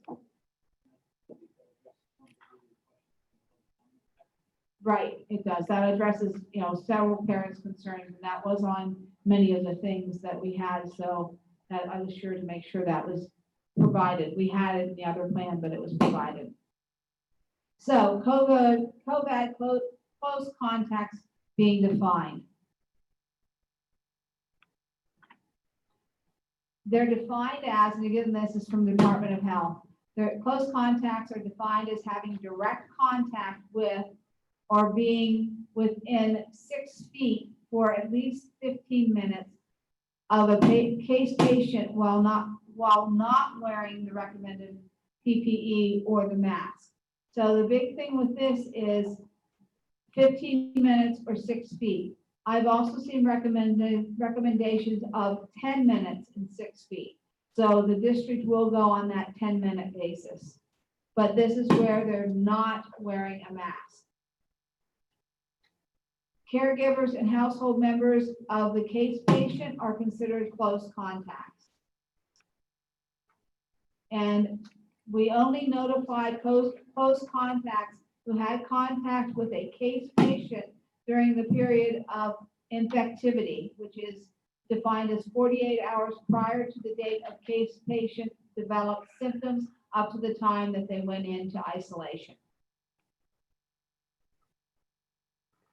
Just a couple more things I wanted to say on that. We have very detailed outlines from the solicitor and others regarding what steps to take and how to inform the Department of Health. So the district is prepared to handle this, and our nurses are exceptional. We're fortunate that we have 3 RNs, 2 LPNs in our nursing staff. So they are very knowledgeable, they've kept up to date, and they've been very valuable in helping us create the plan that we will be following. So now to our instructional models. Now, what needs to be made very clear, because I'm feeling like we weren't clear enough on this, it's not either or here. Danville has taken it upon ourselves to look at what the parents' requests are, and we have designed a model to match the majority of requests. So when you get your when you go in to do the survey tomorrow, which is posted on the website, you can choose one of these models. All right, and the model you choose is the model we will provide for your child. So in the traditional model, our school buildings are open and it's 5 days a week. All right, we continue to focus on mental wellness, social and emotional learning, as well as their academics and health. For the bridge model, the school is at home, but what we're doing is we're doing a synchronous or a live model at the same time that students are receiving instruction in the classroom. We will have webcams or cameras ready.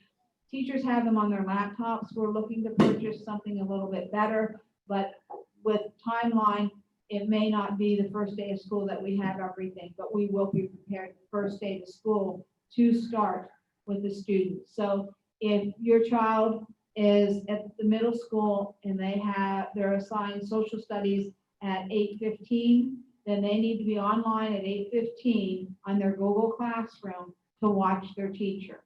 This is how we have improved and made the distance learning much more robust, because they're scheduled, they will follow it throughout the day for every one of their periods. And the information, the assignments, the tests will all be on the Google Classroom ahead of time so that they can participate in real time. The opportunities for collaboration between the families and the school are maintained. They have access to teachers, they have their email addresses. Teachers will be checking in and providing feedback. Correcting, all work will be graded as it would be in the classroom. They'll be correcting and providing feedback and will be available for the families to connect. And this can be implemented if we have to go into a more restrictive phase. It could be implemented for all students. So that's very important to us that our teachers are teaching your children. Attendance will be taken, yes. It is as if they're sitting in the classroom, it's just that their classroom is virtual. So everything that happens in the classroom is going to be addressed in the same way. Attendance, now, the lessons, say the lesson's 20 minutes long, well then, and the students are working on a project or working on their assignments, the students at home could be free then to work on their assignments from their Google Classroom. And yeah, everything's graded percentage-wise. It's on the report card. You know, there's no pass-fail on this. There's no gimmies. I mean, this is going to be the rigor of Danville Area School District education. The cyber education is Danville will be voting tonight, or the school board will be voting tonight on adding the Accelerate Education program. This program is a highly rated program. It has what's called Quality Matters Certification, or QM. And what that is that's how the charter schools or cyber schools are rated. Because many of the cyber schools that are connected to people in our area that they choose are not highly rated, and they have very poor graduation rates. So we do not want our students to get caught into something that is not high quality. We want to keep them in the district with connections with our teachers. It'll be implemented with intensive mitigation thoughts, because parents are very worried. Someone who has a child who has severe asthma may not want to bring that child into the school building. But in this situation, they could choose between the Bridge program or our Ironman Cyber Academy, or Danville eLearning, which will cover grades K through 12. Previously, we had grades 6 to 12. Now we have grades K to 12. And, you know, both of the platforms can have grades 6 through 12 in them. The Ironman Cyber Academy has the K to 5 and a 6 to 12 component. Those are on the website under the reopening page, and all the courses are listed there. They have high quality courses that align to the Pennsylvania standards, as much as, you know, including not just basic courses, but AP courses as well. So it's there for everyone. Ricky, can I ask just a quick question? So do we feel, let's say a family chooses cyber for a year through our academy. Do we feel this program gives their children the best chance to roll back into our district and not be behind? I think if of cyber programs, honestly, I think Bridge would be, much closer to exactly. But with this, comparing to other cyber programs? Yes, because they're having our teachers be they maintain the course. We can even add some of our elements of curriculum, which is the greatest concern we have is because our reading program is so robust in the K2 programs that we want to incorporate some of that into this, and we have the freedom to do that, where we have no control on somebody else's programs. Thank you. Thank you. Good question. Ricky. Yes. So a little more detail. You mentioned earlier that Chromebook will be delivered to every student in the school district. Now, we're talking about purchasing a software that the name Accelerate Ed. Accelerate Ed. I just a little bit detail about what that is, and also that the hardware. Hold on, it's coming. Okay. Some of the benefits is that they are maintaining a connection with our district. Their attendance is with our district. We can monitor their wellness.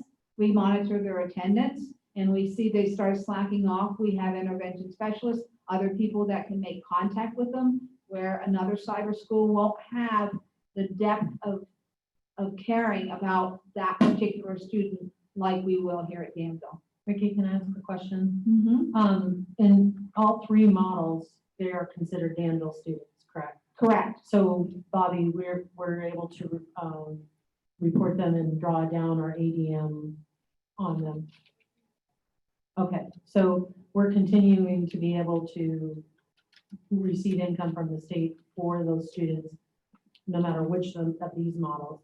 However, if a student goes to an outside cyber, we do not get that. We pay out. Correct, and that's another slide too.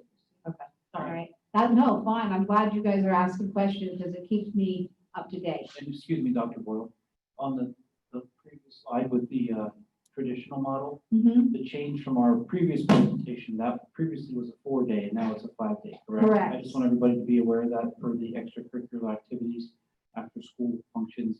There will be no transportation issues getting your student to school after. And the big difference was at that point, we were looking at teachers doing it at another time. That's why we needed that day. The way we've been able to do it with the help of our IT department is to have it done right in the classroom at the same time the students are being instructed, which we really are pleased with that model. And we think we've done a good job. And that was done in a short amount of time. Well, we had talked about all these things. This isn't, This has been something that's been happening since late May, to be honest with you. Because gathering the information, meeting with Geisinger, meeting with other districts, meeting with other superintendents, meeting as a team and with parents. You know, we've just been on and on and on with this. I have a notebook that's 3.5 inches of resource and materials, and that doesn't include what's in my Google Right, Drive. my point was that this has been a very fluid process in the last 2 weeks. Right.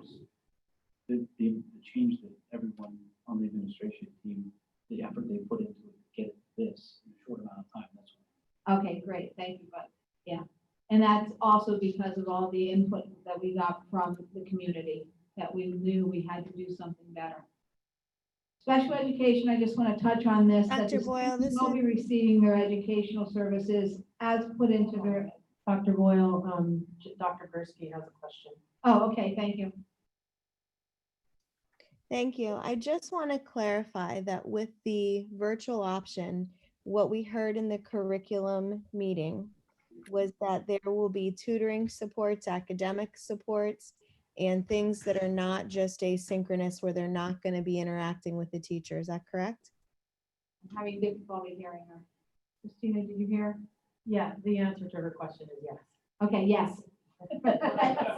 Sorry. The point I'm trying to make is that what we did in the spring in a virtual learning setting is not what we're doing with the cyber option. Instead, Absolutely not. That is nowhere near what we're doing.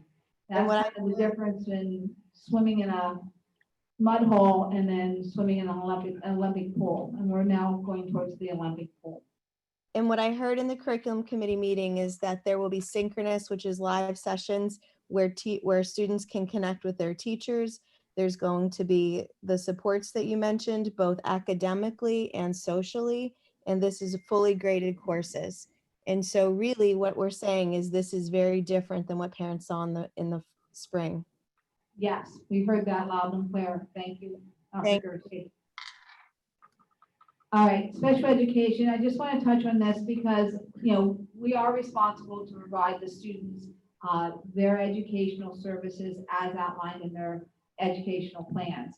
And so what we will do is continue to have them in the schools with support services and, you know, integrating as we can with students who do not have disabilities.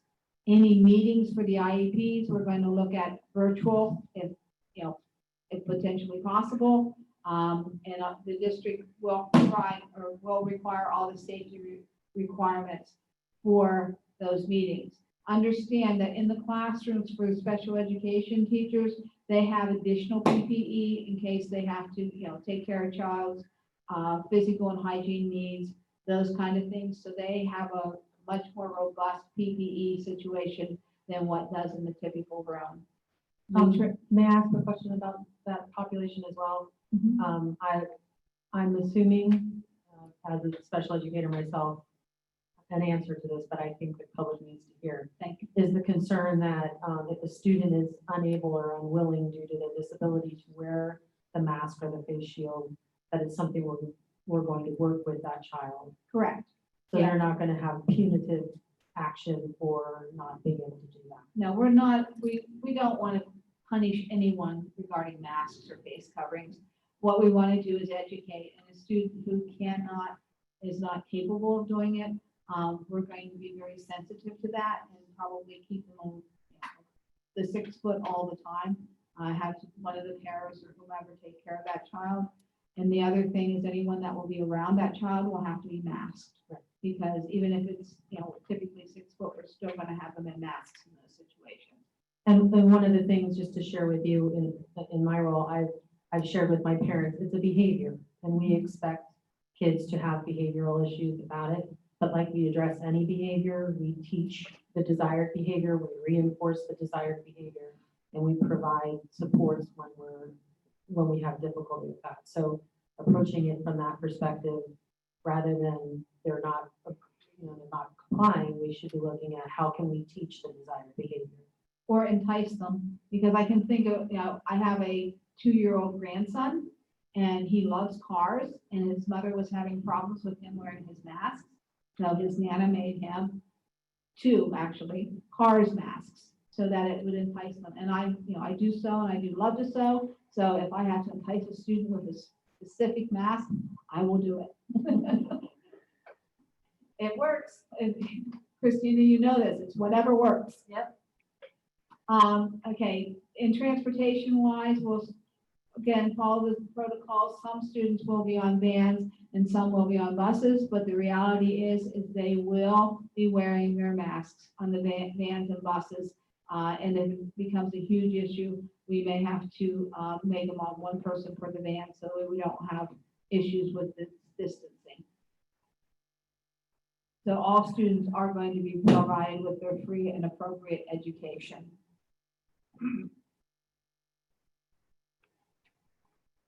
So the traditional model is pretty simple. We come back to school, we implement all the health and safety routines and protocols, and we ask the students to wear their masks in compliance to the rules. There are 3 rules that say they do not have to wear their masks. One is while eating or drinking, but we want to be spaced 6 feet apart. One is while seated at desks or assigned workplaces when they're 6 feet apart. And the third exception has to do in any activity where wearing the mask could pose a danger.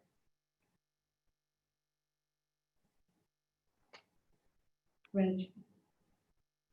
On the bridge model, this is the model where we're having our teachers teaching in the classroom, synchronous, and the students are in the home participating.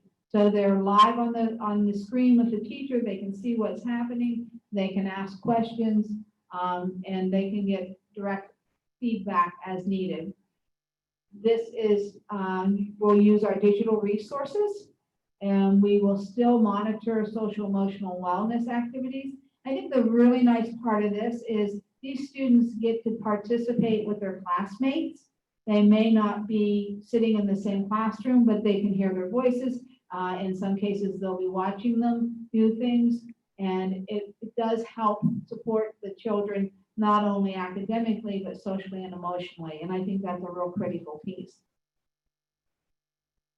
And then if there's anything we need, we have our district personnel who can attend to any issues and make, check on the students, have virtual meetings, one-on-one with the guidance counselor, anything like that. We do expect attendance to be taken. We expect that the policies will be clear and they'll be mandatory so that they know they have to be in school every day, just like everybody else. We'll have all assignments will be completed and graded in the traditional setting. It's the same thing, it just happens to be their desk is at their house. All right. Now let's look at the Ironman Cyber Academy, the Danville e-learning model. And I did talk about this a little bit. It's overseen by Danville area school teachers. Teachers can have some time that they will be given time in their schedules to be in contact with students. They can even have office hours, so to speak, that parents would be able to connect with them and discuss what's happening with their child and their education. The students maintain a strong, consistent connection with the district. It's free access to students in our Danville district, and it opens up the line for their diploma, for their credits here at Danville. It's a smooth transition if need be. Rich, would you mind opening if you can, the reopening tab on the website? Can you do that? Sure. I'll keep talking while you do that. They don't have to see the slides for me to talk about them. Here's the option. It's going to allow students to remain at the Danville area school district while receiving full-time virtual education. The students can stay involved in local and school and extracurricular activities. And this is something that an out-of-district cyber school can offer. They can say that students can take extracurricular activities, but it has to be an agreement between the school district and the cyber school. In my career, I've never seen any cyber school ask to have a student take one of the district's extracurricular activities. And it also, if that is the case, then the district has the right to charge the cyber school for that involvement. We have highly qualified teachers. We know our teachers are the best of the best. And so your child will still have access to those teachers. We also have the curriculum will be very similar to the Danville Area School District and can be adjusted by the teachers to make it even better. It's a seamless return to our buildings. And we do it at semester, say at the end of the semester, the child wants to return, COVID's not as big a problem. They can return to the Danville building much easier and quicker than they would if they were in a cyber program that's outside the district. They would remain on pace with the peers through having a full schedule of subjects and courses. And again, they would have access to our counseling service and our special education services. So that would be in addition to their typical schedule. That is on, Mr. Wilson's showing you on the Danville Area's website where the reopening tab is. And the bottom one is Danville e-learning.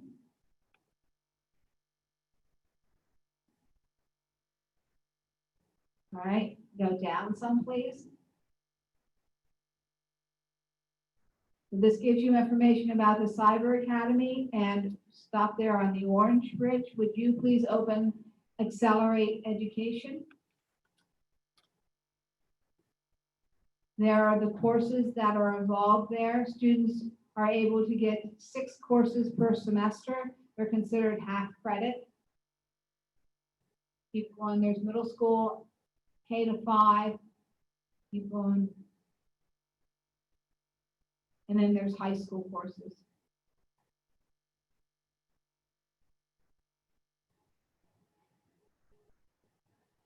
So you can see there's a great number of electives as well as AP courses and as well as high quality general education courses. Yeah. Now on the second one, and that Accelerate Ed has K to 12. And our concern is if we have a family that has a 4th grader and a 6th grader, they're going to want the same platform, where the Pearson Grad Point only does grades 6 to 12. So if a student's in high school and this is their choice, that's perfectly adequate.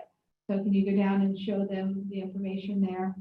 And again, this is where you can get a great deal of information regarding the various courses for middle school and high school. And then parents in 6 to 12 can pick which platform they want for their online learning for their child. So we have 2 offerings that cover grades 6 to 12. All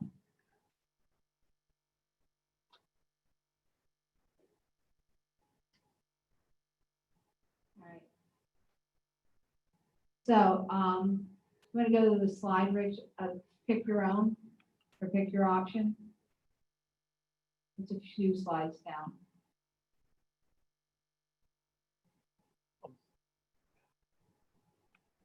It is our hope that the parents that are looking at cyber options take time to look at what we have to offer, contact Mr. Johns or the principals in the building so that we can give you the information and help you understand that this is a high quality programming. And again, we believe it is better than many of the cyber schools that are being looked at this time. So you'll have to select. Pick your option. Keep going. Next one. You will have to select which one you want. We put a survey on the website under the reopening tab again, and you'll be receiving information tomorrow from the principals regarding it. This particular item, this particular survey only asks, I think, 4 questions. We want the parent's name and contact information. We want the name of each of your child. So I have 6 spaces for children. If anyone has more, please send me an email.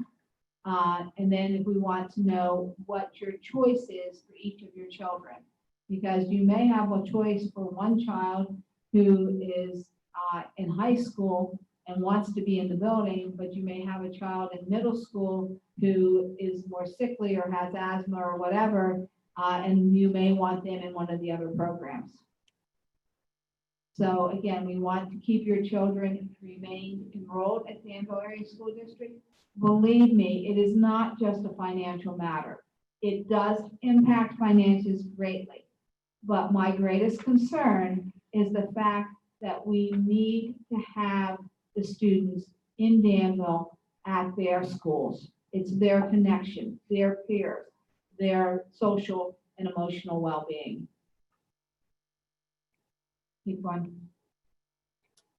So the ramifications, if you would choose an outside cyber, and Mr. Caston had, Mr. Kirsch had talked about this earlier. Sorry about that, Caston. You know, you would need to withdraw from the district. So that takes you out of the loop with the district. They would lose their connection with their teachers and the support personnel. And of course, we've talked about the financial impact. These numbers that we've given you tonight are based on the 2019-2020 calculations. So once they're updated, it might be more. The next steps. A quick question. Yes. So at the bottom of you pick your own option page. Yes. You say they may participate in all activities, Mm-hmm. but then on the next one, they have to withdraw. What things are considered? No, the outside cyber is not the Danville options. Or Right. what things don't fit into outside cyber that we offer?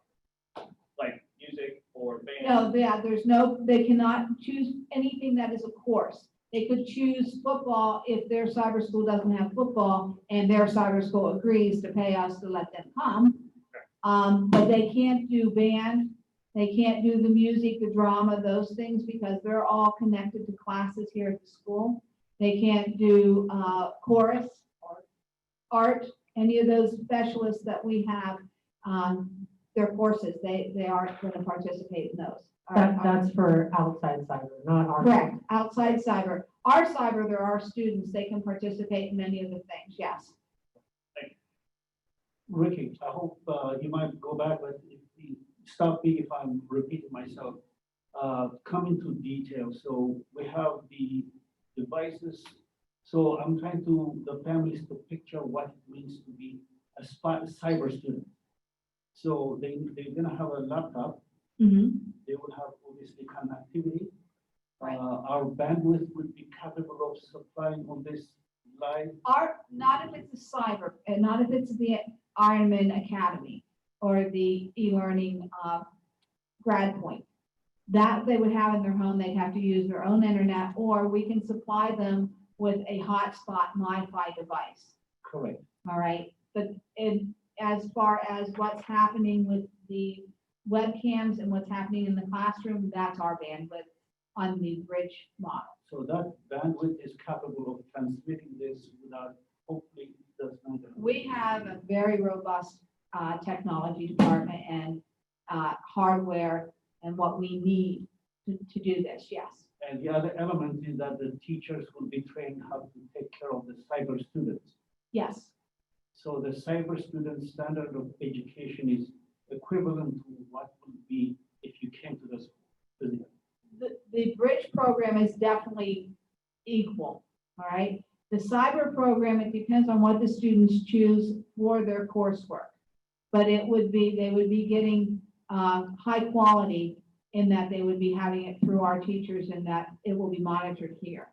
So what's you said depends on the program they choose or what? Well, it depends on what courses they choose or what things that they're working on, because it may not match what their schedule would be here at the high school, but we will try and help them decide to do it as closely as possible to the high school, because our real hope is,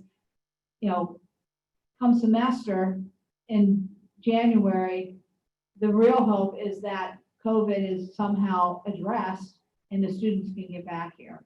So we want to make it as fluid as possible for them to go from one of either the bridge program or the Ironman Academy back into the building. We want them to stay connected. May I ask, I'm sorry, you're done. Okay. So one of the things I'm thinking about as I'm listening to this is that if you're not comfortable coming to school, that the bridge makes a lot of sense. Correct. Because you're right there with them. I know that some parents have asked me about being concerned that if they're not able to be at home, and those children are with grandparents or in a childcare facility, that's gonna be hard. So for them, they're seeing the cyber as a more viable option because it's asynchronous, meaning Correct. they can do it during the time that they're available to support their child. Whereas the bridge is same time during the day, Monday through Friday. So the supports need to be there in that respect to help their children during the day. Yes, and we've talked about having the teachers be recorded as they do their classroom so that a student isn't there at exactly the same time as the class, they would be able to access it on their Google Classroom. But then they just wouldn't have the access to the teacher feedback immediately. Has that been reviewed legally? I know that, That's we what we had, had, yeah, we just had legal advice about live streaming.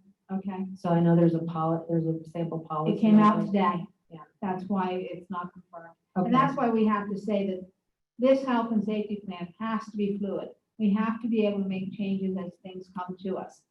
Every day we get something. And, you know, we can't be hard and fast and have every single detail in the plan that we send to the state, because then we're tying our hands. And we want to be able to be as helpful and as capable to making changes where we need to appropriately.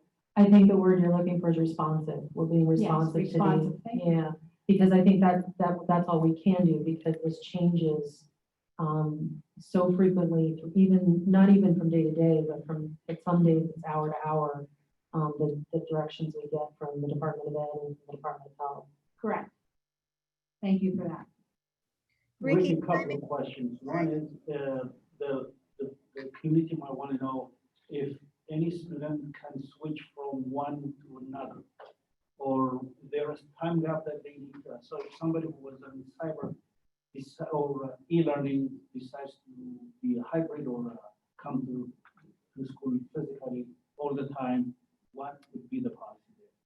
We would like to see them like at marking period or semester, because of the way the courses run in a cyber program. In the bridge program, it's fluid. They would be able to come back to school. We just don't want people going in and out like, you know, I'm going to do this for 3 weeks. Oh, no, now I want to go back to this. We can't have constant change, but we will have the ability to go back and forth. And that would be, you know, they would contact us and we would discuss a good time for the switch to be made. I forgot if I asked whether the teachers are being educated to be teachers on an online format. Yes, we started that in March, April, May, as far as using the online format, but it is much more in depth now that we're able to do that. And the trainings, we have several trainings happening right now, so they will be trained and prepared. I think these are the elements that need to be in place for people to have a quality education by the end of all. Correct. So that the hardware Yeah, is everything has software. to be done before the first day the students return from school. And I think there's a time urgency here that really we have to make a decision today. That's why we're. Yes, it has to be approved by the end of the month and sent in to the state. That's, So we have very little time. and also programs that have to be purchased early on. And Yes. I'm trying to address some of the questions that were asked recently. I appreciate that because I don't hear all the questions, and anybody that does, that only helps us. All right, the next steps are the school board needs to approve the health and safety and return to school plan. We will have the survey for the parents to make a choice of their options so we can plan accordingly to how we schedule our teachers and how many cameras we need, all that kind of stuff. The principals have completed a detailed plan, and the plan that they presented last week will be updated and posted on the reopening tab on the website. We'll finalize our plan for transportation, food service, and other areas that are not defined in the summary Transportation, I meet with the contractors, I believe, tomorrow. So we're trying to move this along quickly so we have everything in place. We'll create their schedules per building, and I know many of our buildings have the schedules complete. It's just that we have to see which students are going to be in which model. The high school scheduling co-op, I have a meeting tomorrow with the co-op teacher and the principal to go through the list of co-op students, student by student on an individual basis to make decisions. I don't want to make a blanket decision. We want to do what's best for the students, and we want to definitely help them pursue their career goals and their education in a way that would benefit them in their future. We're going to develop or provide training to parents, students, staff, and administration. And then, of course, the finalized plans would be posted on the website once everything is set and approved. And back to my original statement at the beginning of the presentation, the Danville Area School District is prepared to give your child an excellent education in a safe environment in school or at home. While the future remains uncertain, we are prepared with options to address your family's safety and learning needs. This is what we call Ironman Pride. Are there any other questions from the board? All right, thank you very much. At this time, I would like to thank Dr. Boyle for the very extensive and thorough presentation tonight. It is very obvious that Dr. Boyle and administration team has done an excellent job putting this together for our students, staff, and community. At this time, I would like to ask the board to make a motion to have public comment again at this time regarding the Danville Area School District Health and Safety Plan only. This comment would be a max of 3 minutes. Do I have a motion? I'll make a motion. I'll second. Thank you. Jeff, at this time, would you like to open the? Oh, I'm sorry. Go ahead. Mrs. Fish, Yeah. Dr. Gdachu, Yes. Mr. Gordon, Yes. Dr. Gursky, Yes. Mr. Huron, Yes. Mr. Kirsch, Yes. Mr. Reichert, Yes. Mrs. Edmeades. Yeah. Excuse me.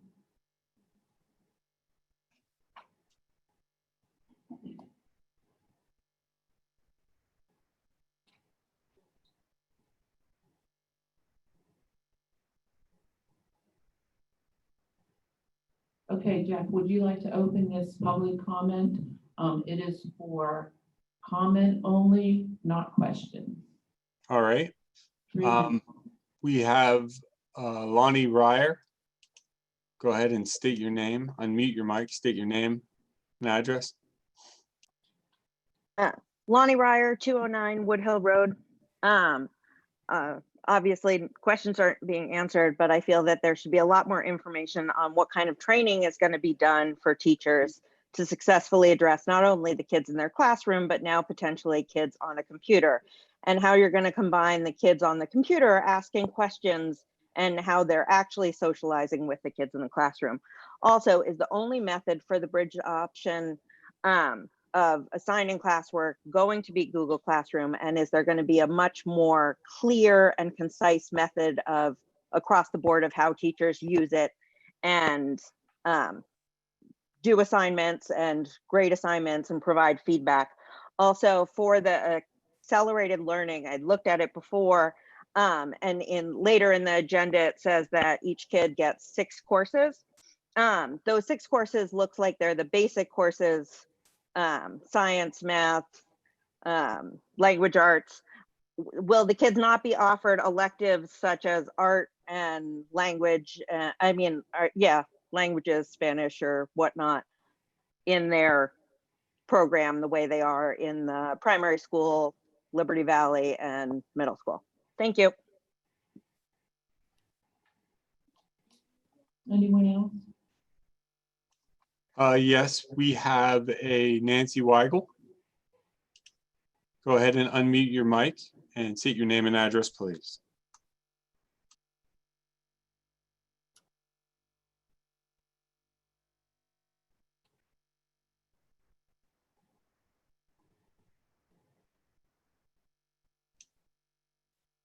Nancy, can you hear me? Please unmute your mic and state your name and address.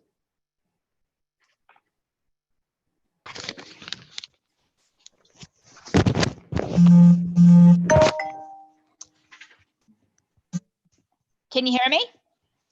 Yes. Can you hear me? Hello? Yes. Hello? We can hear you. Hello? We can hear you, Nancy.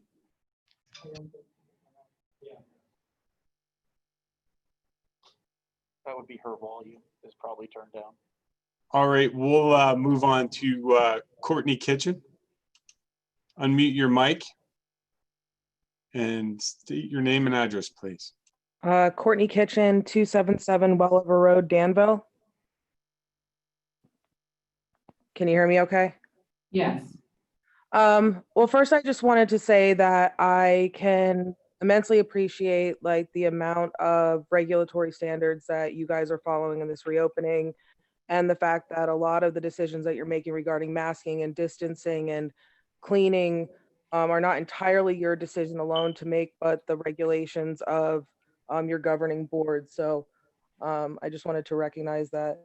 I appreciate that struggle. I would like to hear some clarification regarding contact tracing. So siblings, if one sibling were to be out because of a contact tracing exposure, would all siblings in the home be out? Would twins be separated in classrooms, or would twins be required to be in the same classroom? I know there's not for questions, but for clarification on these kinds of specific issues. Also,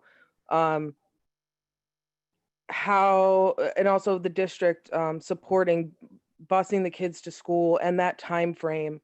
As we know, so many parents in Danville School District work in healthcare and are essential healthcare workers, especially during this time. So it's really important to make sure that these people we aren't getting pulled from the workforce because we're not able to accommodate both the needs of our kids and our work. So those are just things that I wanted to bring up and open for consideration. That's all. Thank you. Anyone else? Yes, we have a Tiffany Shade. Go ahead and unmute your mic, state your name and address, please. Hi, my name's Tiffany Shade, 23 Brewery Hollow Road, Danville. My comment is in regards to the open two-way communication in the bridge model. Teachers will quickly find in the first hour of the first day that the children at home are not going to be their only students in the classroom. Any siblings that those children have, you'll also be able to hear them if there's open two-way communication. Parents, anyone who's in the household, if there's a phone conversation, if there's an animal, there are going to be so many distractions if you allow open two-way communication for the bridge students in the traditional classroom.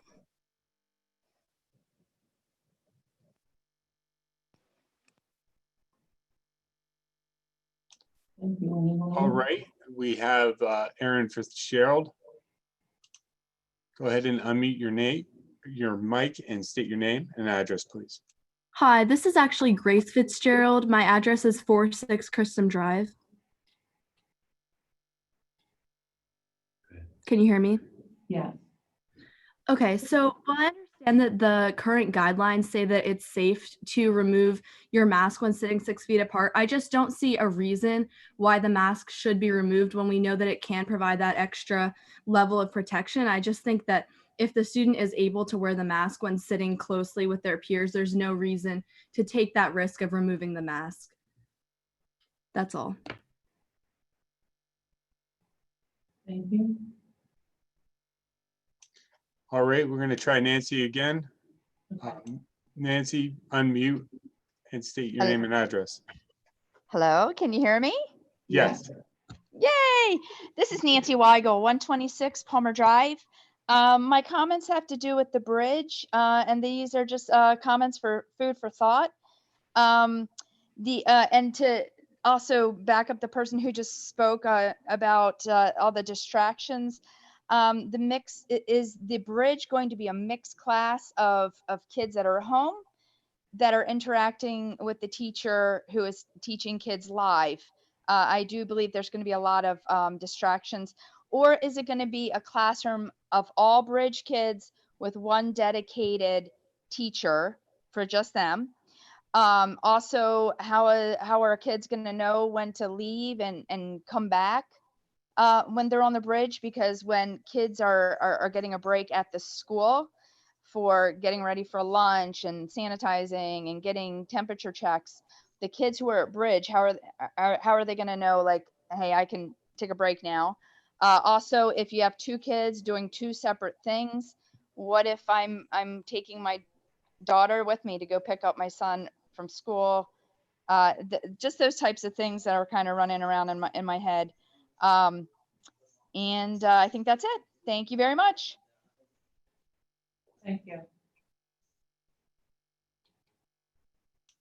All right, we have Gregory Tippman. State your name, unmute your mic, state your name and address. Hi, Gregory Tippman, 910 Bloom Road, Danville, PA. Unlike earlier, where I commented as a resident and taxpayer, this time I will be commenting as a Danville Area School District teacher. So for the public's knowledge, I am a high school teacher. Just to help kind of answer some questions I've seen in the YouTube comments and some common questions that parents have regarding the online learning plan. The district has purchased different software options that weren't necessarily available to teachers back in the spring. One of the examples being Pear Deck. So Pear Deck is a way to make Google Slides interactive. And so there's been trainings that have been offered on the Danville Area School District website to teachers to learn this new software so that we can provide more robust and enhanced education.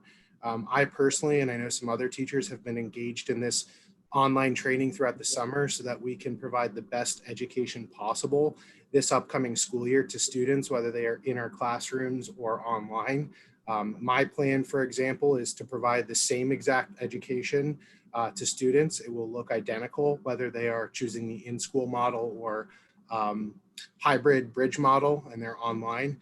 The one thing I will comment, though, is that I've spent many hours this summer doing trainings and research and time really on my own volition, not as part of my contracted hours.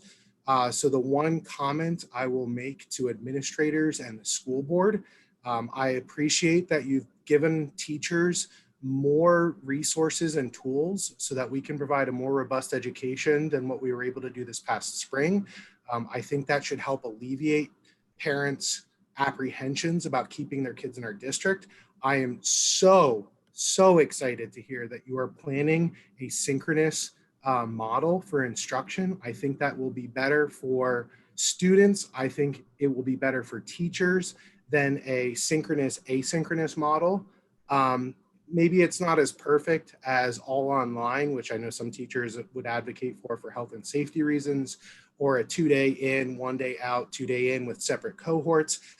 Given that it sounds like having in-person instruction is somewhat of a foregone conclusion at this point, I will say that as a teacher, I am so happy that synchronous learning will be available to our students, but the district must provide teachers with paid contractual hours to do this training.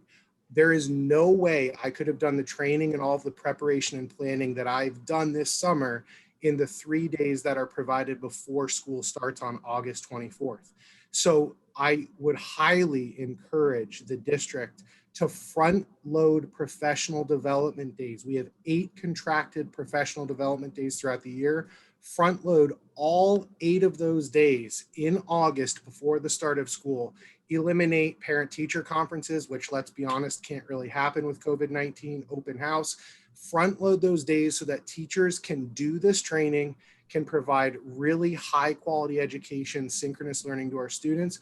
And I think you'll have parents that are happy. I think you'll have teachers that are happy. I think you'll have students that are happy. and Danville can continue to be the high quality educational district that we are. Greg, I want to thank you for those comments, and I do want to let you know that that has already been decided and we are front loading. It's just we need to have the plan approved before we go forward with all the information. Thank you.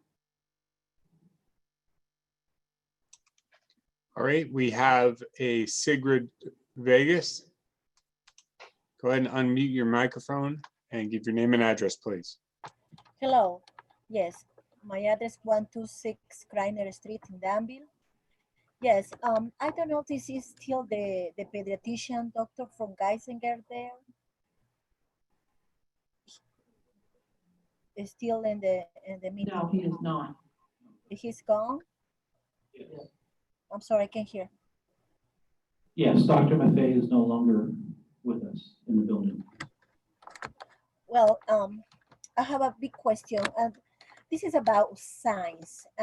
We do know when the newborns, the mothers deliver their babies in the special room. Okay, babies don't work with a mask. The babies get out to this world without a mask.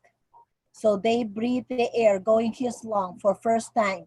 This is why they start crying, because this is an other environment. They are living in the salty water inside the mother's womb.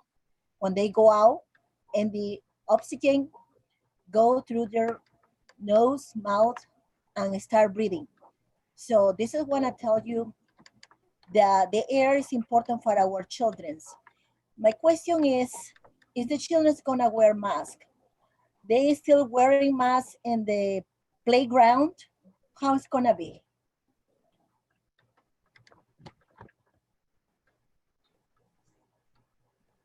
That's my question.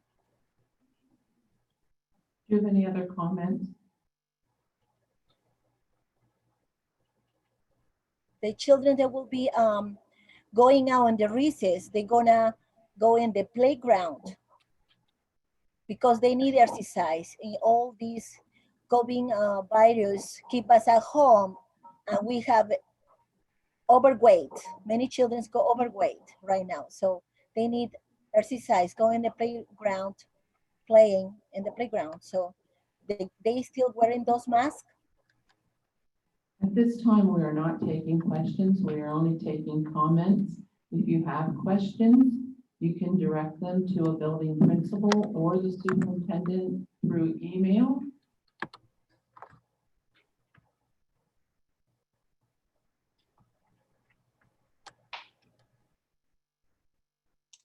All right, we're going to move on to Matthew Ackley. Go ahead and unmute your microphone, state your name, and give your address, please. Matthew Ackley, 428 Blue Spring Stairs.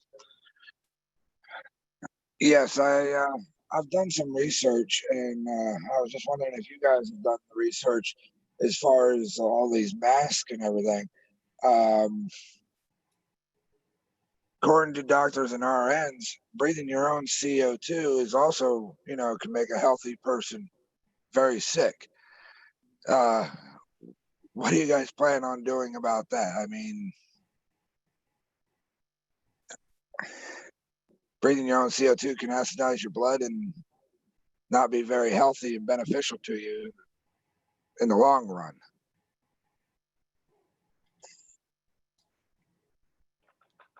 Do you have any other comments, sir?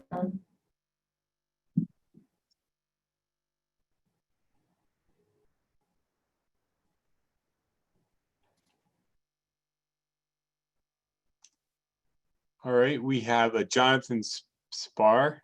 Go ahead and unmute your microphone and state your name. Jonathan And Spar, 78 Terra Lane. I'm a graduate of 1990 from the school district, so I'm a little bit biased. I have one comment for the gentleman about the mask. I'm a pediatric lung doctor, and wearing masks has no untoward effects for your lungs. Patients and physicians wear them for long periods of time, and it should not affect, and it does not affect your health in any way.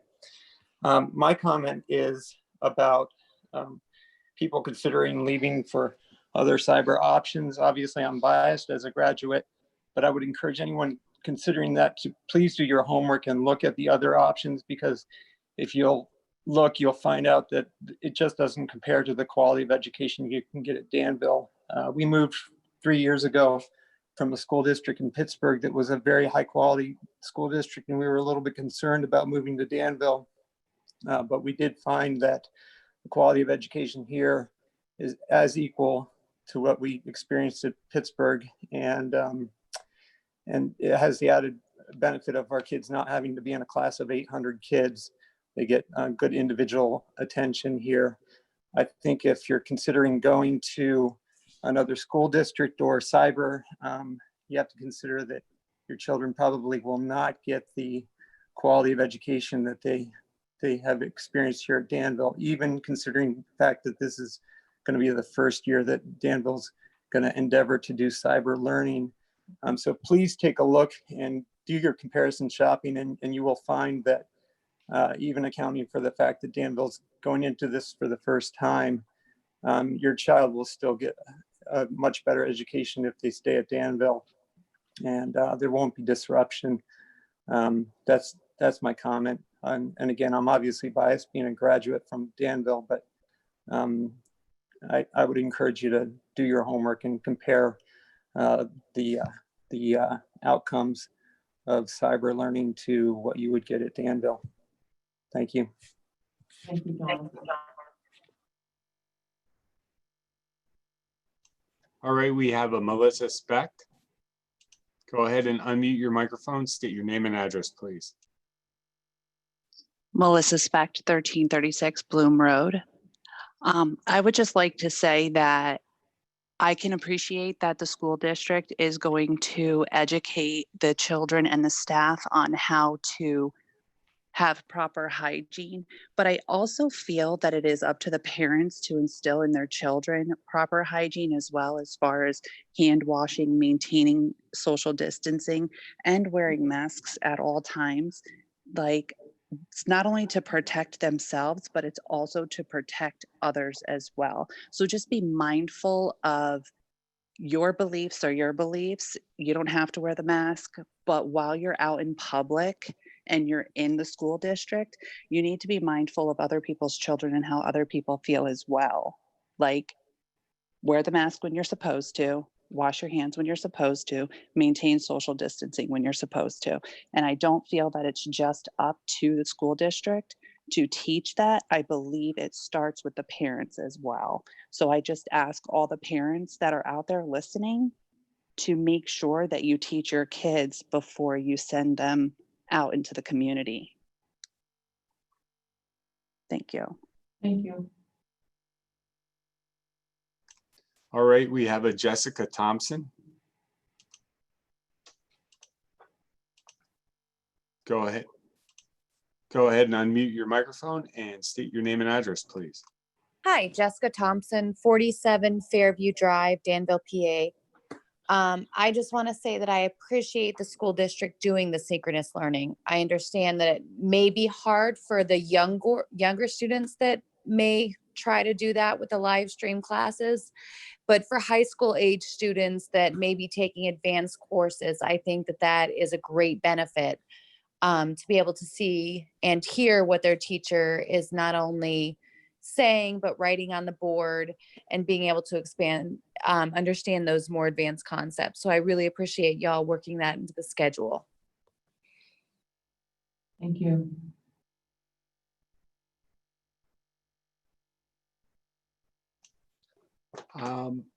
Any more comments in Zoom? Please raise your hand.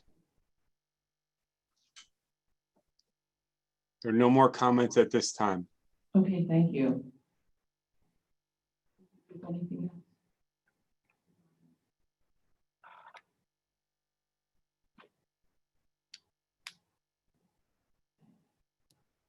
Nothing else. We're going to move on to begin the interviews for board members.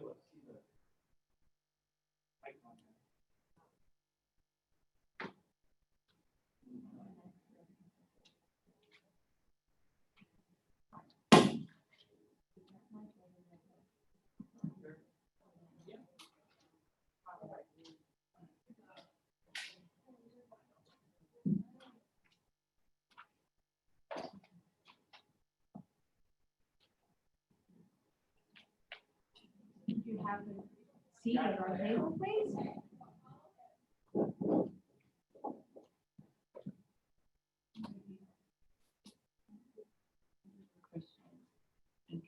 We'll wait for Kristen, if you're honest.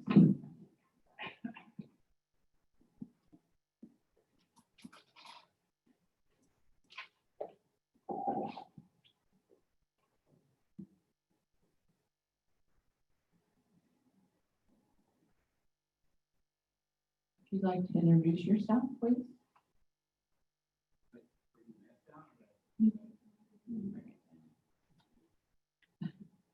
Hi, my name is. But the mic needs to be closer to you. Hi, my name is Doug Gibbon, and I live at 29 Hilbert Road in Philadelphia. I will give the questions to this evening and you can just answer them. First question is, what key qualities or experiences do you bring to the table to be an effective board member? I've worked with a number of other boards. I am currently on the board at CSO. And they have a pretty good sized budget as well. Also work with CASA on the executive committee for both of those boards. And I've been involved in a number of different leadership positions as well as starting and working at a nonprofit in Milton, PA, about 16 years ago. What motivates you to want to become a board member? Great question. I've had 2 kids that graduated from Danville. I have my third is a senior in Danville, so I obviously have a vested interest in that.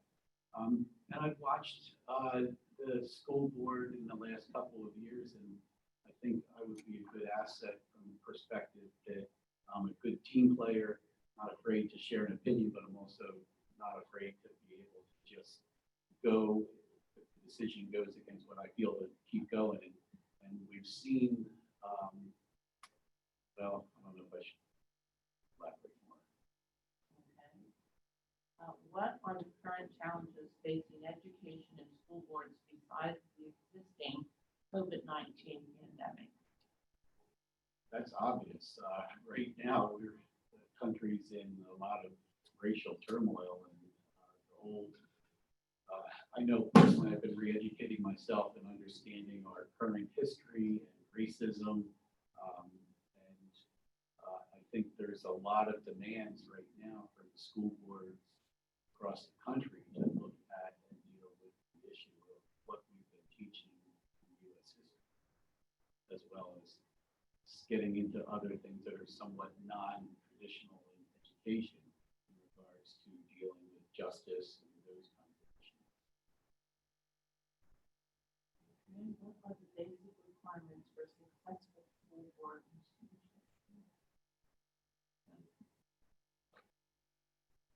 What are the basic requirements for successful school board membership? What was that last word? Boardsmanship. Sportsmanship. Board. Board. Sorry, I have an ear infection.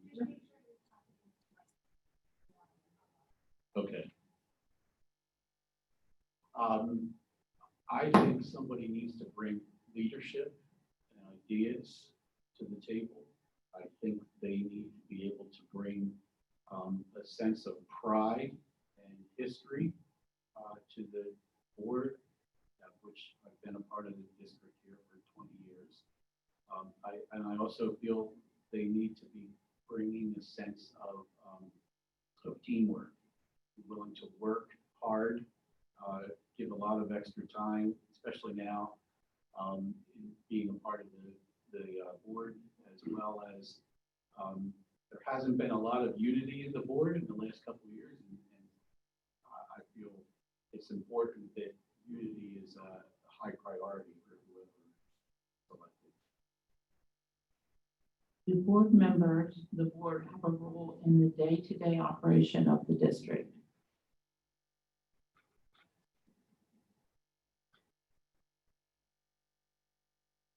I would think so, because I'm not fully understanding that question.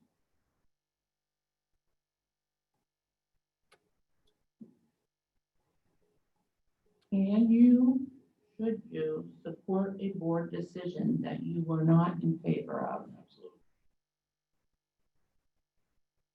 At this time, do you have any questions for us? Yes. What do you consider to be the most important asset that you're looking for in a board member? I personally think that you need to be a team player. You're one of 9 people. Your opinion might be different than my opinion. I would highly respect that. If we don't agree and the board would go with your opinion, I would absolutely respect that and follow that. And I would hope that all board members would do that. I don't know, does anyone else have anything? I think, as someone who's been through this a couple of times, for me, it's understanding exactly what Bonnie said, is that we're one of 9. So we're not always going to agree. That's the purpose. We're supposed to come to the table and talk about different ideas because we're representing different people and different constituents. But in the end, we need to make decisions that are the best for the district and best for the children that we serve. So for me, that would be the biggest thing, is understanding that we're part of a team. Does anyone else have anything?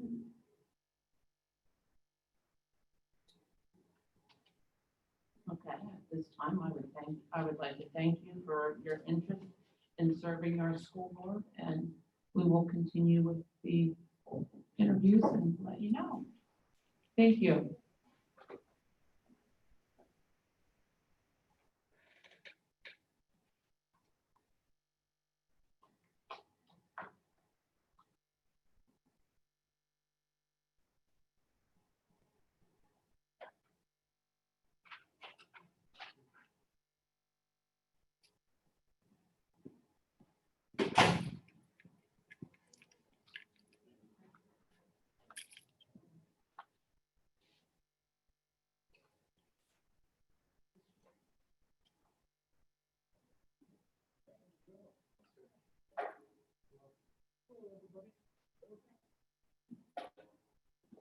If you'd like to introduce yourself. My name is Thomas Miller. Into the microphone. Gotcha. Is that better? Yeah. Thomas Miller. Okay. The first question we have for you is, what key qualities or experience do you bring to the table to be an effective board member? I think some of the key qualities that I possess as far as being a board member, my current position is a director of respiratory therapy for UMC Susquehanna.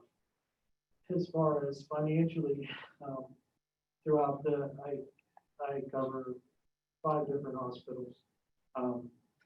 Through those budgetary needs, somewhere in the neighborhood of $6 to $7 million in budgetary concerns for those departments that I manage.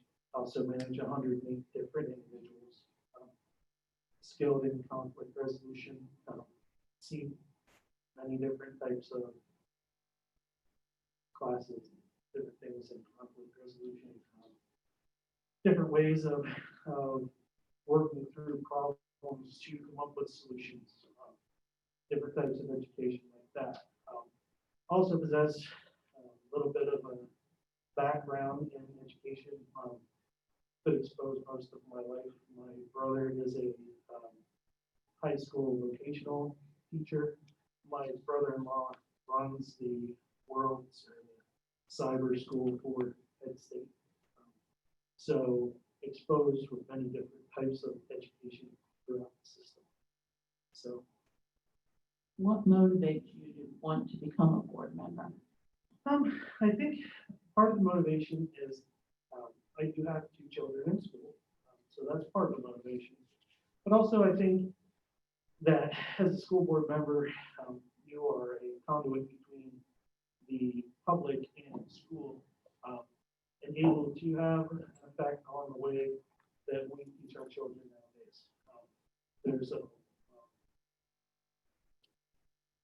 lot of, I guess I want to say, there's a lot of conflict that comes about nowadays with education, secondary education, and all the way into college. So being able to affect some of those changes and being in a position to help not only myself, but to help children coming up through the system is important.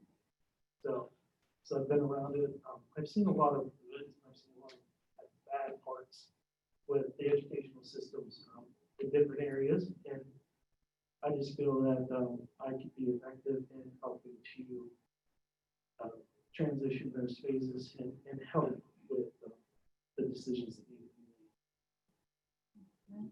What are the current challenges facing education and school boards besides the existing COVID-19 pandemic? I think, as always, we have concerns with decreased budgetary constraints that are coming from not only the state but the government. So schools have to deal with different areas such as that, plus keep up with the changes in educational needs and transitions that come about as far as curriculum basis, all that kind of thing. What do we need to do to get our children to the next level? What's the best way to get them? What are the basic requirements for successful school boardsmanship? Oh, okay. I think you have to be very open-minded. As we saw this evening, open-mindedness, not taking things personally. People just want the best for their children. So being able to take that information, process it, and come up with solutions, I think is a very important quality. The other qualities, I think you have to be a very stout, resolute person. Stand by the decisions that we make as a group. Those decisions are very important. And being made as a group is important too. I'm sure we'll have a difference of opinion. But talking through that, working through the solutions, the goods and the bads, I think that's an important aspect of being board. Do board members, the board, have a role in the day-to-day operation of the district? I do not believe so. I don't think we affect anything that happens with teachers or anything like that. Just what we can do as far as the school goes. Can you, should you, support a board decision that you are not in favor of? I would say yes. I am not the sole person in this board. When we make a decision together, we should look at the pros and cons between everything, have an open dialogue. If that decision is something that I wasn't behind, then so be that. And that could be, not even for the benefit of myself or my children. If that benefits the district as a whole, I think that decision is probably one that should be made, especially if there's more support for it than what my thoughts are. So. Do you have any questions for us at this time? No, I'd just like to say thank you to you all for coming up with the plans that you presented this evening. I think they're excellent. They follow the guidelines that we have been following forever in the hospitals. I guess I'm a little bit less worried about some of the stuff that I'm over with the public. I know a little bit more about it, but the concerns are the concerns, and you guys have to address them. You've done an excellent job with that. Okay, at this time, I would thank you. Thank you for showing interest in serving on the school board. We will go forward with the interview process, and at the end, we'll make our decision. All right, well, thank you very much. Thank you.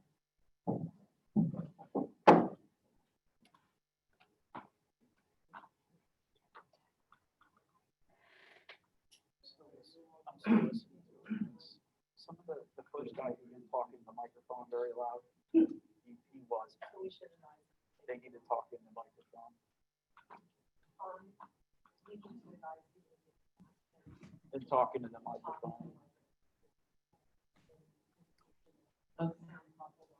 Yeah, So I was can't okay. even We hear. could hear him, but the first guy. Okay. I can hear the candidates, just so you know. Okay.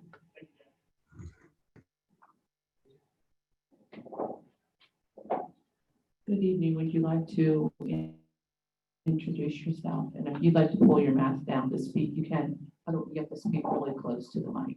My name is Kora Iwasa. Okay. At this time, we'll begin the questions. What key qualities or experiences do you bring to the table to be an effective board member? Well, I can think of two experiences right off the bat. Well, first of all, my wife Chica, for the last 25 years and counting, has always reminded me that I'm not always right, that I should value other people's opinion, mainly hers. You know, that's very valuable recommendation. And for the last 13 years and counting, as a physician at Geisinger, I am almost again on a daily basis reminded and challenged to come up with a better way of doing things or come up with a better solution for my patients, oftentimes from my patients, who would remind me, well, that may be a perfect solution for you, but it may not work for me. And I would have to respect their views, respect their opinion, you know, regardless of, you know, what position they're in. And, you know, so I think both at home and at work, I have to not only respect other people and other people's opinion, but I have to be willing to learn from them. So I think those two qualities, I think, will serve me well in this capacity. What motivates you to want to become a board member? Well, mainly it's from gratitude. I am absolutely grateful for this community, for Danville. I'm going to take a little bit of time to explain that. So first of all, my family and I, my wife Chica, my sons Renzo and Rayu, we came here as complete strangers 13 years ago, 2007, as complete strangers. We are both Japanese Americans raised in New Jersey. And I came here, you know, for my job, my current job at Geisinger. We didn't know anybody. And since that time, we've met so many people. We made so many friends. Many of those people were actually born and raised in this area. And we got to meet their friends, their family members. And we've been treated so well. We're so happy here. And I can tell you that what that has done for all of us, and by the way, my in-laws also live here now in Danville, nearby. So for all six of us, we've been treated really well. And what that has done is give us really one of the greatest gifts in life, which is this deep-rooted, sincere sense of belonging. We feel like this is our home. And I just can't thank this community enough. And I think I'm here. I believe that I'm here because I just want to pay this community back in some way. So I assure you, I'm here from a position of gratitude. And if I can in any way help another person, a student, a parent, to feel the same way as I do right now about this town, I think it would be a fitting honor for me. What are the current challenges facing education and school board besides the existing COVID-19 pandemic? So there are more problems than COVID-19. I don't know. Hopefully we don't have time for that tonight. No, my most sincere and thoughtful answer to that is, I don't know. And but I am willing to find out what they are with you. And be challenged by them, just like I'm challenged at home by my wife, at work, by my colleagues, my patients.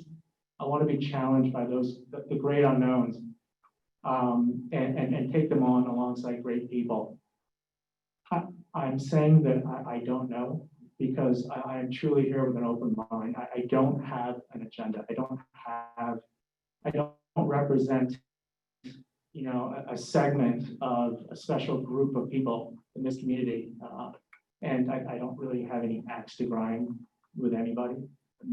Nobody in my family has an axe to grind. You know, ask around. You know, so again, I think so that puts me in a very unique position to be very open-minded and get beyond, you know, visceral reactions and take on the issues in a collaborative manner with other people on board. What are the basic requirements for successful school boardmanship? In addition to respecting others and being willing to learn from others, another one that I can think of is having the ability to zoom out beyond your visceral reaction, beyond your, you know, preset notions about how things should be, and try to appreciate other points of view. Try to get at the root cause of the issue. Of course, that would be incredibly appropriate for what the much of the subject that we would discuss tonight. You know, that's so get beyond yourself, I guess, is what I'm saying, and to open yourself up to other people's opinion, other people's points of view. And tonight, you know, with all the comments that we received in the community, that is an absolutely perfect example of what I'm talking about. You could not appreciate your views. You could not, because we are here to represent the people that we heard from today. There's no way you can represent them properly if you're not willing to rise above, get out of your head, get out of your preconceived notions, and try to appreciate your views, however you may feel about them. So I think that's an important quality as well. Do board members, the board, have a role in the day-to-day operation of the district?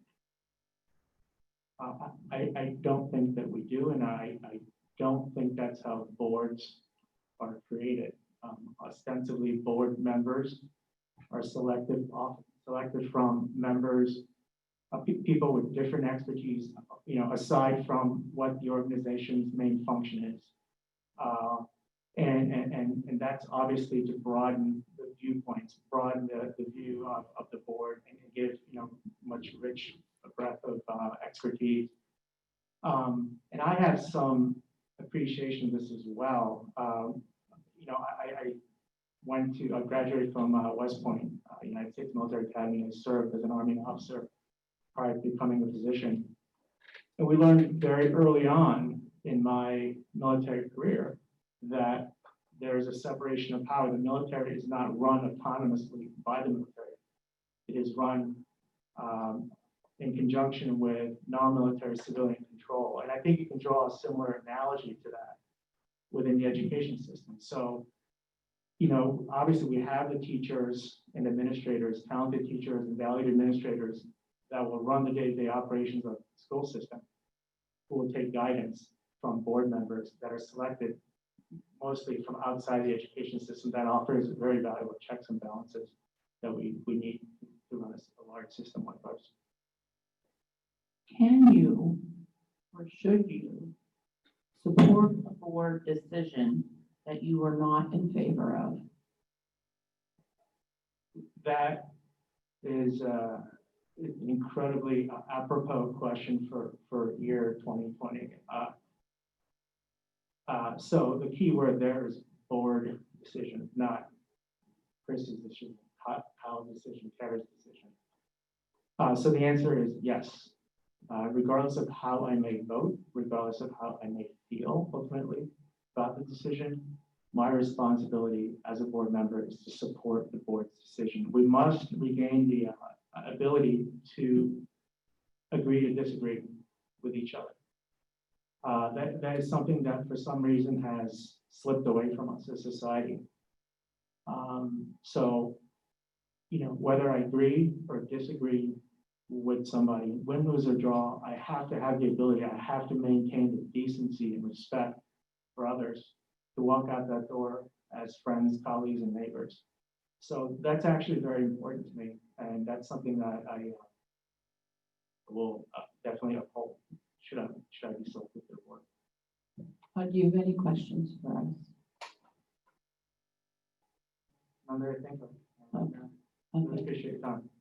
Thank you very much for your interest in serving on the board, and we will continue on with our interviews and vote at the end of them. Thank you. Thanks. Thank you very much.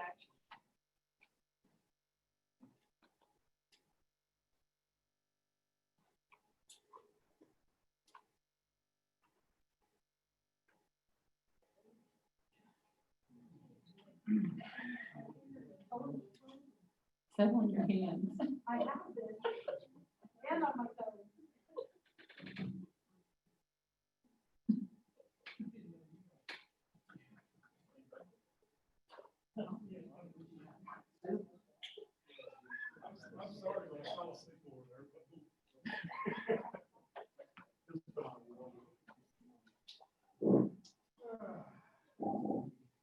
If you'd like to introduce yourself, we will begin questions. And Scott, please either take your mask down or speak real close to the mic so they can hear you. Thank you. My name is Scott Schultz, Danville. All my friends call me lunatic. I hate to tell you what the other people call me, but that's okay. Lived and born in Danville, so. Okay, what key qualities or experience do you bring to the table to be an effective board member? But there's a couple things. Loyalty. I'm that my family's been in Danville since Danville School District ever started.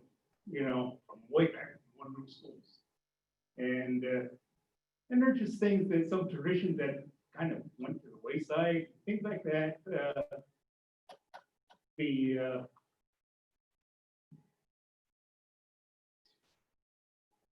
I'm looking for here. My interests are more along the lines of protecting our taxpayer assets.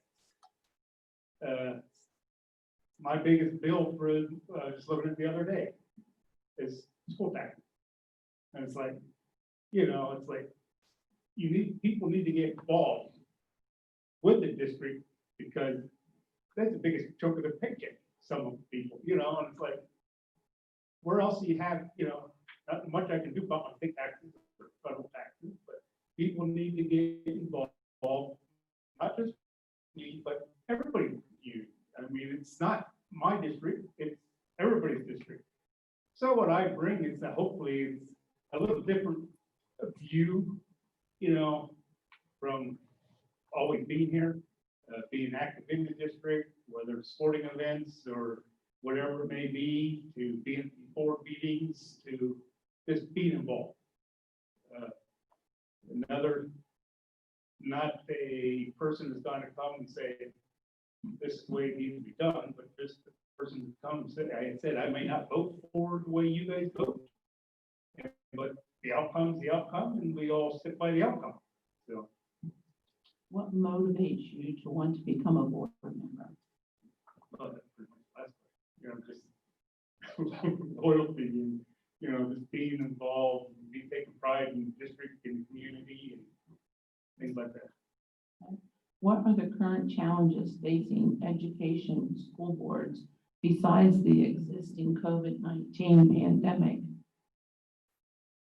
Property. The way the school district gets their revenue, it's pretty much out of our hands, though, the state needs to change the way they deal with it. But I think we've got to be good stewards of the taxpayers' money. Whether new projects, whether maintaining old stuff, whether it's, from teachers to everything, top to bottom. We got to be good stewards of the taxpayers. Okay. What are the basic requirements for successful school boardmanship? What are the basic requirements for successful school boardsmanship? Communication. I think there's a little bit of lack of that. This is probably the best board I've seen in years. I've said that before, I stick by it. But there is a little bit of, I think, a disconnect between the board and the community yet, that people come up to me because they know I come and say, well, what about this? What about that? What about this? And it's like, well, it's sort of got brought up in the meeting, but it wasn't clarified or didn't get put in the paper or different, you know, it's like, so I think communication from the board to the public. Do board members, the board, have a role in the day-to-day operation of the district? Mhm. No, that's micromanaging.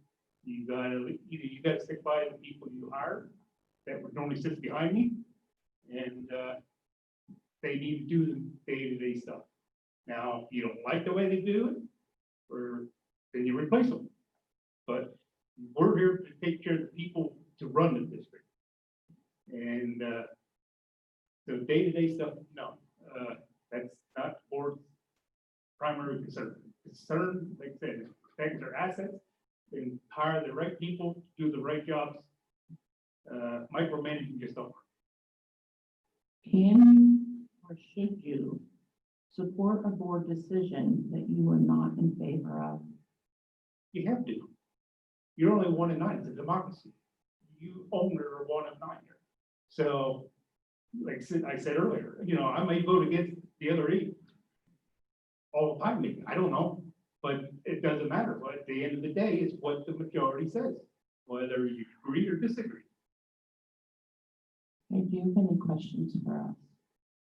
Very good. A lot of it has to do with the COVID thing, which is talked about. Question I had from a lot of people is, are the water fountains going to work during in the schools during the COVID? Doesn't apply to the interview. No, but I couldn't talk about it because I was over there for public comment. So I thought, well, I got the table here. I'm going to. Why don't you contact me and we can talk about this at a more appropriate time, but I will answer your question. Okay, there were just a couple things they brought up. If, you know, another thing I thought of is if the school closes, you know, is everybody gonna go to the bridge program then, you know, rather than to the way it was last spring, that kind of stuff. Yeah. It will not be like it was last year. That was another thought I had.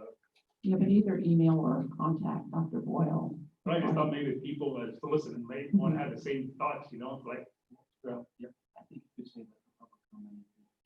Okay. Yeah. All right. Okay. Thank you for your interest in serving on the school board, and we're going to continue through the interviews, and we'll make a decision at the end. Thank you. As soon as I go get it.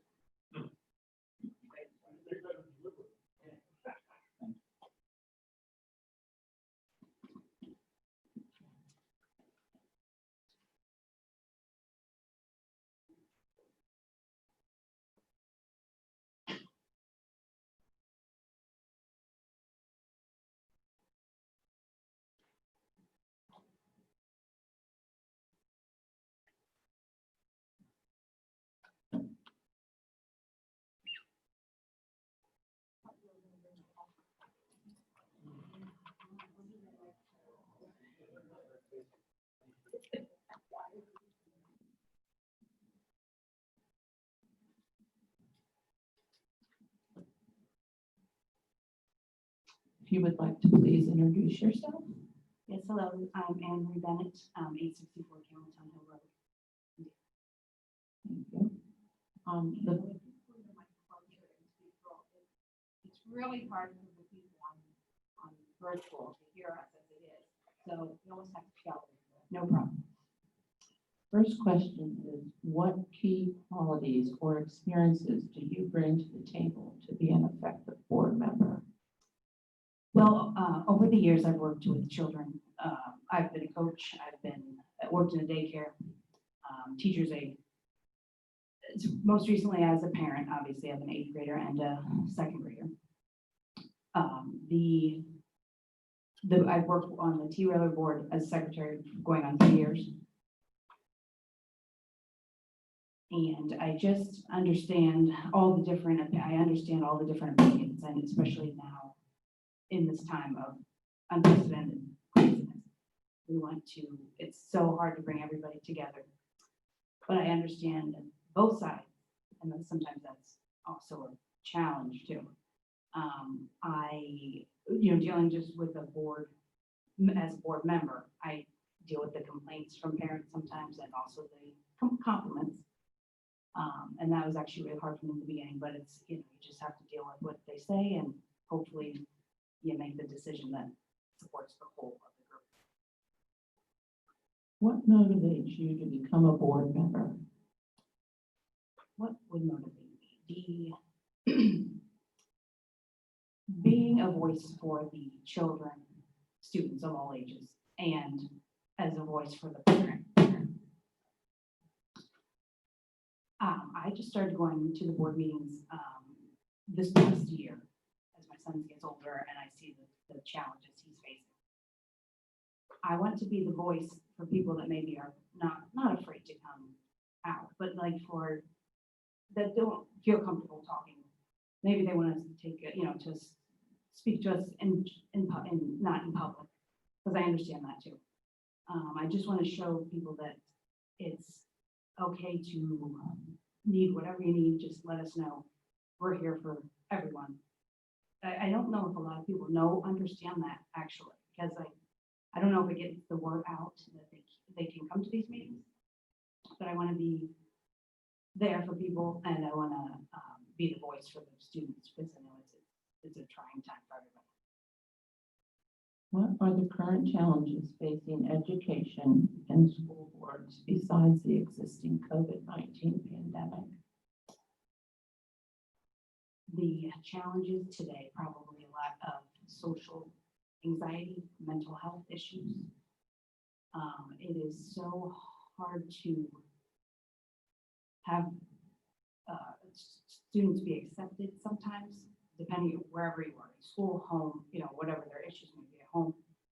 Some kids go to school to get away from those, that's their outing. They go to school just to enjoy whatever and learn as well. The academics have to come first, but there's so many personalities.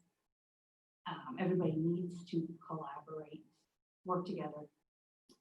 I know it's hard when I say the personalities, but for the best intentions of the student, we need to collaborate together. What are the basic requirements for successful school boardmanship? Probably to be respectful to each other mostly. To not to listen to others. Try to just be the calm voice sometimes. Motivate each other, work with each other. Like I said before, we need to work together. I know everybody has a lot of separate ideas, and they all want the best for their children, and that's what we want. And as a whole, and just the main thing would be just to collaborate together and work together. Do board members, the board, have a role in the day-to-day operation of the district? Yes, because we deal the teachers' salaries, hire the teachers.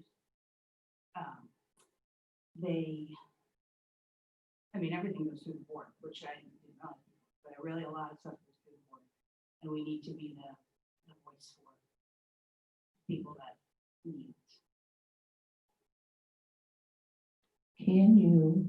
Should you support a board decision that you are not in favor of? I would not support a board decision if I'm not in favor of. If it's very dear to my heart, no, I could not. Okay. Do you have any questions for us? I don't think so. Okay, thank you for your interest in serving on the school board, and we will continue through our interviews, and then we will vote at the end down here. Thank you very much. Thank you.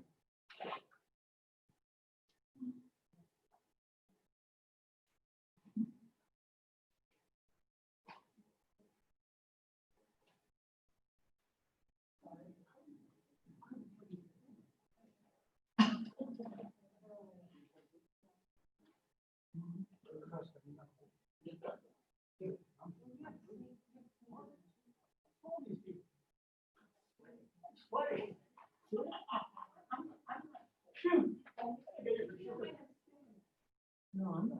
I can't either. My nose is cold. And if you get all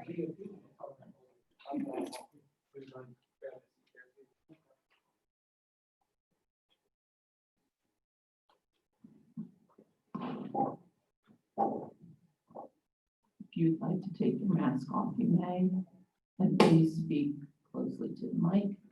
And you may introduce yourself to us, please. Okay, for those of you who don't know me, my name is Darrell Riker Jr. I'm a 1998 graduate of Danville area high school. Okay. The first question for you is, what key qualities or experiences do you bring to the table to be an effective board member? I like to think that I keep a very open mind and that I would be an effective board member because I would listen to everybody's opinion as far as give insight of my own and try to work as a group to make decisions for the better of the district. What motivates you to want to become a board member? I have a student in the district. I am concerned with not only his well-being and education, but also for the education of everybody in the district. District, like I said, I was a graduate of, very proud of the district and everything that it does. I'd like to see it continue moving forward. What are the current challenges facing education school boards besides the existing COVID-19 pandemic? There's always a challenge, I think, in the district as far as keeping up with the educational materials that are out there, making sure that we're providing the best possible curriculums for our students. And of course, with the COVID thing going on now, is to keep everybody that is in the Danville family in the family. And by doing that, by providing the best options for them. What are the basic requirements for successful school boardmanship? I think success in a school board is when you can work together as a team. Obviously, everybody's gonna have different opinions. We all do with everything. But when you can bring your opinions to the table and make a conscious decision as a group, I think it's very important. Thank you. Board members, the board have a role in the day-to-day operations of the district. I believe they do, because it's the board's responsibility to appoint superintendents, administrators, and other board members that they feel would be effective in maintaining a good district. So I believe that they do have decision making in that aspect. Can you, should you support a board decision that you are not in favor of? Again, I believe to be an effective board, you have to make decisions as a group. So even if you are not completely in favor of a decision, as being a board member, you should be supportive of it. Do you have any questions for us? I do not. Okay, thank you for your interest in serving on the school board, and we will do our vote and let everyone know. Thank you very much.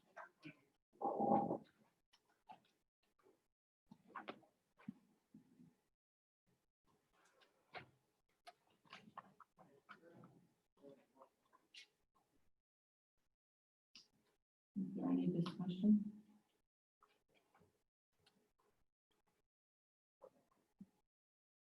If not, we're given these cards, if we could go ahead and vote. For one.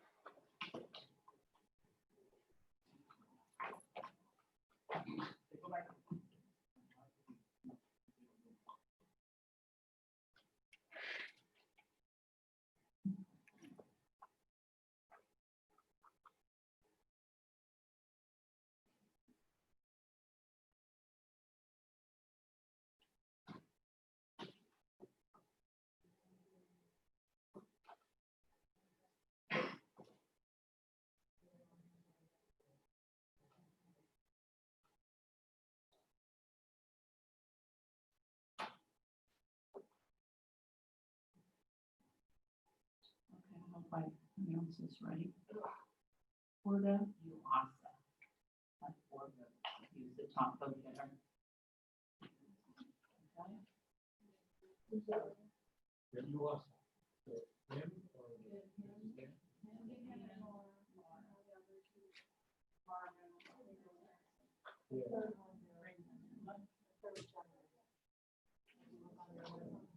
What? Third.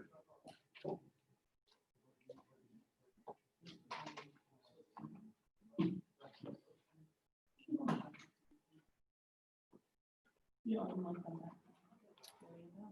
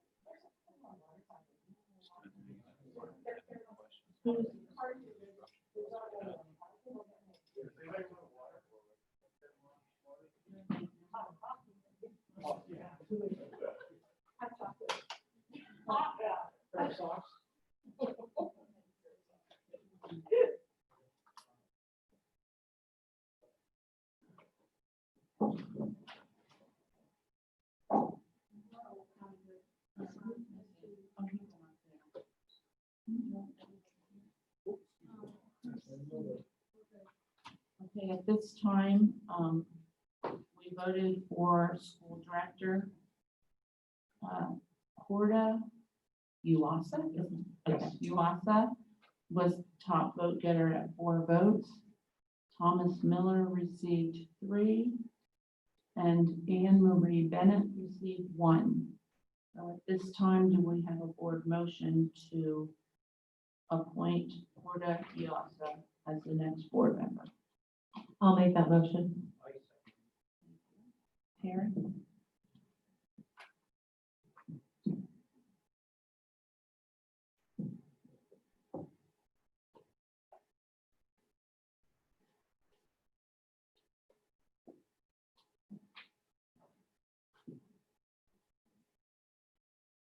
Dr. Pikachu, Yes. Mr. Gordon, Yes. Dr. Gursky, Yes. Mr. Huron, Yes. Mr. Kirsch, Yes. Mr. Reichard, Yes. Mrs. Fish, Yes. Mrs. Edmeades. Yes. At this time, Laura, could you?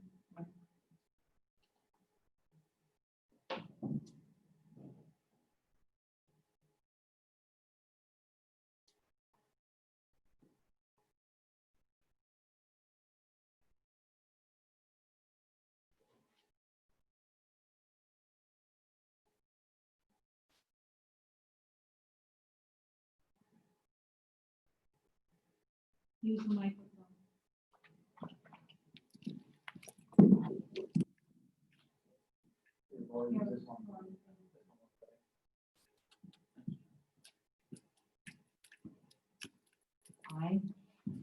I, Corda Uasa, Do solemnly swear do solemnly swear that I will support, that I will support, obey, and defend obey, and defend the Constitution of the United States the Constitution of the United States and Constitution of this Commonwealth, and the Constitution of this Commonwealth, and that I will discharge the duties that I will discharge the duties of my office with fidelity.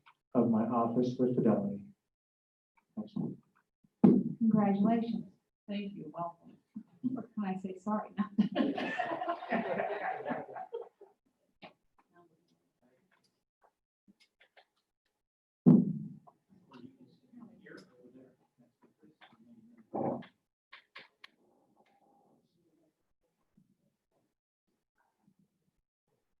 Okay, at this time, we are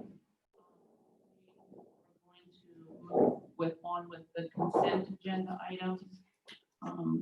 12.1, 12.2, 12.3, 13.1, 13.2, 13.3, and 13.4. Do I have a motion? I'll make that motion. Second. Karen?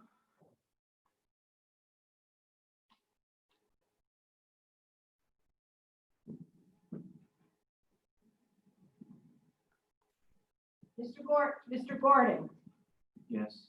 Dr. Gursky, Yes. Mr. Huron, Yes. Mr. Kirsch, Yes. Mr. Reichert, Yes. Mrs. Fish. Yes. Dr. Katachu, Yes. Mr. Yuasa, Yes. Mrs. Edmonds. Yes. Okay, next on the agenda is school property and supplies. Are there any questions regarding 7.1 through 7.6?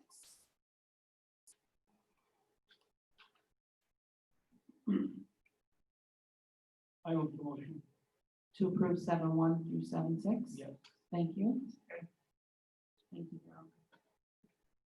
Karen?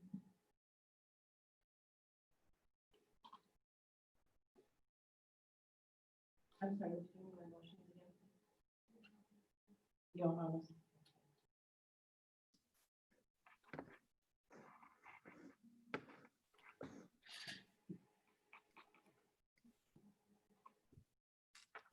Dr. Gursky, Yes. Mr. Huron, Yes. Mr. Kirsch, Yes. Mr. Reichert, Yes. Mrs. Fish. Yes. Dr. Katachu, Yes. Mr. Gordon, Yes. Dr. Yuasa, Yes. Mrs. Edmonds. Yeah. At this time, we'll move on to athletics and activities. We have one motion, it's 8.1, the COVID-19 impact statement. Do I have a motion to approve? Have a second? Second. Jerry?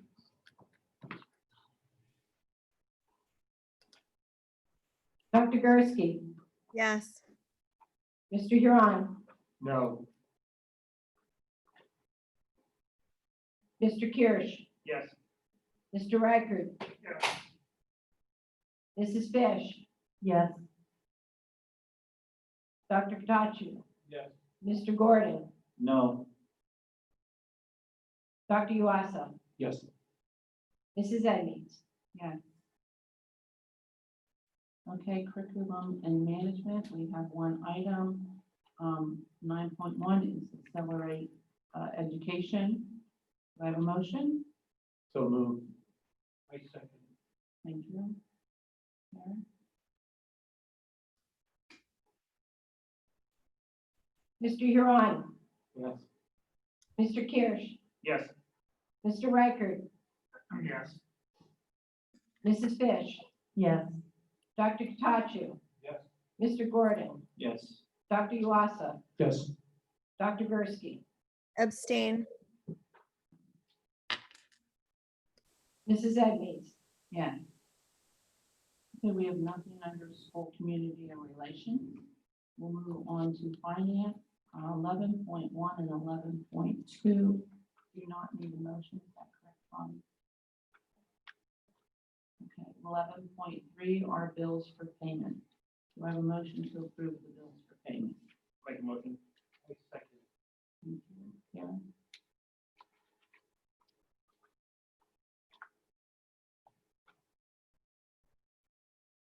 Mr. Kirsch, Yes. Mr. Reichert, Stay. Mrs. Edmonds, or, I'm sorry, Mrs. Fish. Yes. Dr. Katachu. Yes. Mr. Gordon, Yes. Dr. Yuasa, Yes. Dr. Gursky. Yes. Oh, you. Okay. Mr. Huron, Yes. Mrs. Edmonds. Yeah.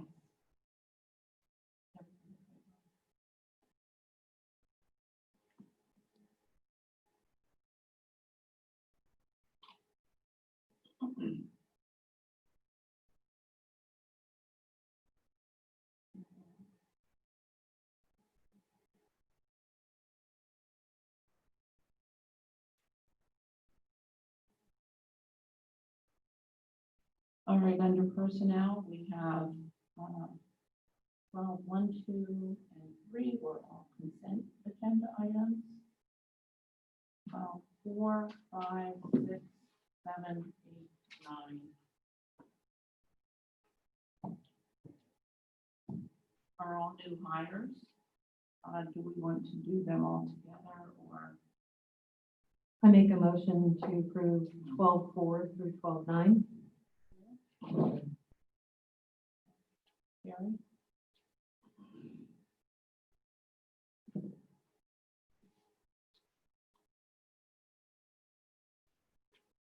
Mr. Reichert, Yes. Mrs. Fish, Yes. Dr. Katachu, Yes. Mr. Gordon, No. Dr. Gursky, Yes. Dr. Uasa, Yes. Mr. Huron, Yes. Mr. Kirsch, Yes. Mrs. Edmonds. Yes. Motion to approve 12.10. I make a motion to approve 12.10. Thank you. Gary?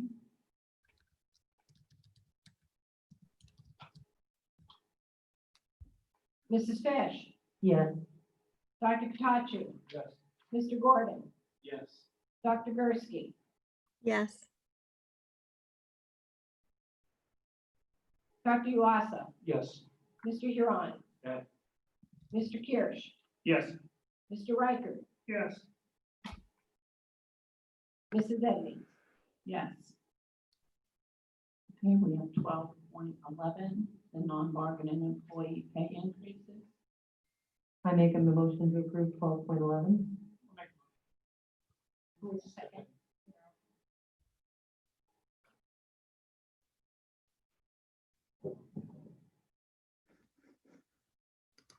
Dr. Katachu, Yes. Mr. Gordon, No. Dr. Gursky, Yes. Dr. Uasa, Yes. Mr. Huron, Yes. Mr. Kirsch, Yes. Mr. Reichert, Yes. Mrs. Fish, Yes. Mrs. Edmonds. Yes. Okay, under policy and insurance, 13.1, 2, 3, 4. We're all consent agenda items. So we still have 13.5, 6, 7, 8, and 9. Are there any questions? And if not, do we have a motion?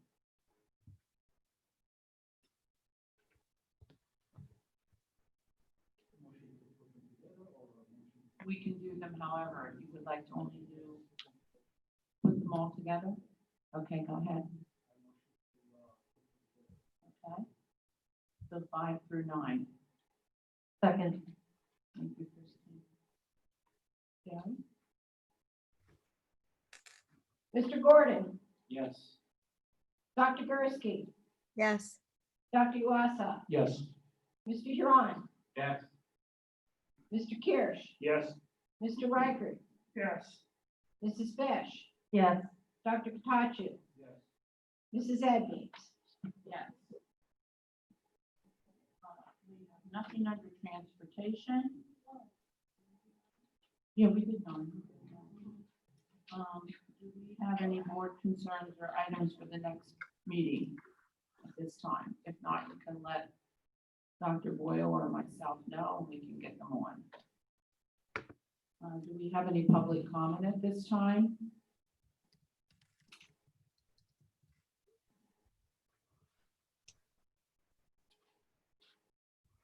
Please raise your hand in Zoom if you want public comment. No public comment at this time.